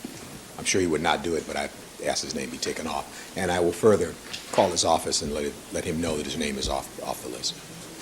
All right. And Mr. Simpson, it's my understanding that Mr. Robert McNeil has not represented you. He has not appeared on the record in this case thus far. That's my understanding. Is that correct? All right. And you understand what the problem is? All right. Great. Okay. Thank you. All right. One other thing. Ms. Clark, I need to do some planning about our visits out in the field. Can you tell me when you might be planning that? I anticipated that we would ask for a jury viewing of Bundy just after the first officer on the scene testifies. That will come up. I'm reviewing the witness list. That will come up after the testimony of the witnesses from Mezzaluna. And that, so we'll have, it's not going to come up until after all the testifying. How long is this going to take? We talking a couple weeks? Varies. I think so. I think so. Okay. Then, counsel, would each side has agreed that this is something necessary, the view of the scene, both at Bundy and Rockingham, both during the daylight hours and again at night. And my proposal was that we go there once in the daylight hours at the beginning of the case, and then towards the end of the case go back again during nighttime hours, which may get us right about June. Certainly hope. So we may even get the right time and moon and sun and the stars and all of the above. The sheriffs are putting together a travel itinerary, and we, of course, have to form a press pool to go along with us, otherwise they'll hound us. And the itinerary that they have planned so far is Bundy, drive by Mezzaluna, and then up to Rockingham, roughly, although they have a secret route. Okay, but if you want, would you give me the itinerary of what you think we need to do, and then, because I'll have to plan how long it's going to take us. We can't all go through these places together. It'll probably have to be, because of the narrowness of some of these places, maybe 3 or 4 at a time, escorted by deputies, et cetera. Did you say, Ms. Clark, when that would be? I thought at best 2 weeks, probably longer. All right. and we do Rockingham and Bundy on the same day. Because we need to, of course, we need to advance regarding Rockingham, so everything's also available. I think we just don't take care of Bundy. Right, we'll take care of Bundy, but I wasn't anticipating doing them both on the same day, Your Honor. And rather than take all the trips, I'd like to do Rockingham and Bundy on the same day, at least during the daylight hours. Makes sense. I think it makes sense to do it all at once because they're all within relatively close proximity. Then if we go back at night, we can do them both at night. That'll make 3 trips out. Right. Very inquiry, Your Honor. Let me just ask one other thing. Are we going to need to see the interior of the Bundy address? Is there any reason that we need to go in there? I really, at this time, don't think so, Your Honor. But the court has asked me to, You think so? Yes, I think so. I think absolutely. for what's the relevance? There's quite a bit of relevance. In this instance, where Actually, if we get to the 90th, no, but that was at Gretna Green. That was Gretna Green. Gretna Green, no, but I still think it's very relevant, Your Honor, because of all the things that the LAPD didn't do among other things. So I think it's very relevant, not only to see the outside, but the inside, where the children were and that sort of thing. It becomes very relevant, because we have these witnesses testifying about things that they heard. Okay, well, what I'm asking is, why don't you each side put together a list of what it is you want to see? And then, because the sheriffs have to know timing-wise how long it's going to take us to do all of this for planning. And I would like to be heard on the subject matter of taking the jury inside the Bundy residence. Yeah, well, think about it. Okay. I'm not going to fight about it if we don't have to, but it doesn't seem relevant to me at this time. Yeah. I mean, if we're there and something comes I up. think it's very relevant, and I'll talk to Mr. Clark. Okay. I'll convince him. John, I'd like to inquire of the people. Now that we're finally in trial, and Ms. Clark said something the other day about them concluding that case within 4 to 6 weeks. I think I heard that from somebody. I'd like to get a realistic estimate because we're kind of in a situation where I'd like to know how long this trial is going to take. And may I just say? All right.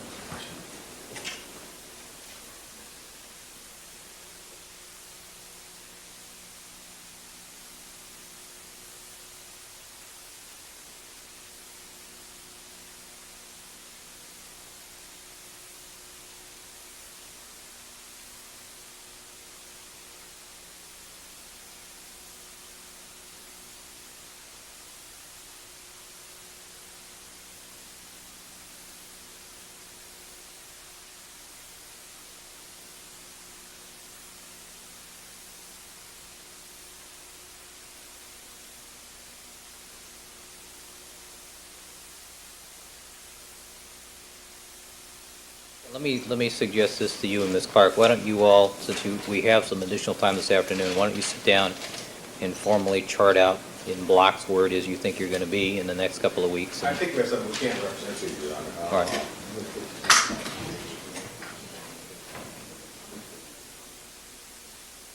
Ms. Olson, I thought you were leaving. Something first with you.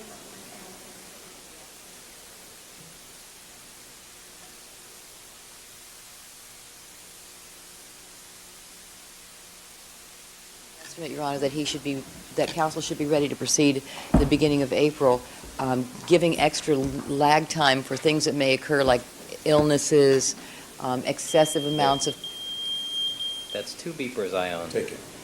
Deputy Magnarin, would you take Mr. Darden's Take it, beeper, please? Oh, geez, you didn't take these other people's beepers and Mr. Bailey's. No, Right. I said any other You didn't take it, electronic you're gonna take devices. I mine? took one from Court TV last week. That's 2 I have now. Take it. It's a beaver company, sensitive free beaver, a newer, better model. Cellular beaver. Taking the customer. They're digital. How is Ms. Clark going to get in contact with me tonight? Your Honor, you have just hamstrung the prosecution in a very serious way. It's life in the big city, Ms. May I Clark. be excused for... You are, Mr. Darden. You may thank me for that, Mr. Darden. All right. End of April? No, beginning Beginning of April. April. All right. And I'm giving this is very approximate. I don't know how long cross is going to be. It's very hard for counsel, for Mr. Cochran and myself, to estimate the DNA length of time for those hearings, that testimony. So this is a very rough estimate, and I can't, please don't hold me to this. I'm doing the best I can, but I really don't know. And cross does vary. I'm unable to predict how long they'll go. So. When do you anticipate we'll see Mr. Hodgman back? If and when? I don't know, Your Honor. Okay. All right, counsel, anything else? I think that's, we agreed. try to shoot for April 1st on the beginning of the defense case, Your Honor. Give or take, as you said, the DNA. It's going to be interesting. Your Honor, is it possible, I have a brief hearing tomorrow morning. Is it possible that we could have, it's going to start at 8:30, is it possible we can start at 9:15 tomorrow? It's down in Department 111. Apparently, they held it today, and at 8:30, I'd like to have it 9:15 at least tomorrow morning. Is that possible, Your Honor? 9. Ms. Clark, do you agree with that request? She won't be able to then anyway, Your Honor, so it's okay. So it works out I knew fine. he'd say that. I knew he would say, no objection, Your Honor. That's All right, 9:15. Thank you, Your Honor. Thank you, Your Honor. All right, counsel, thank you.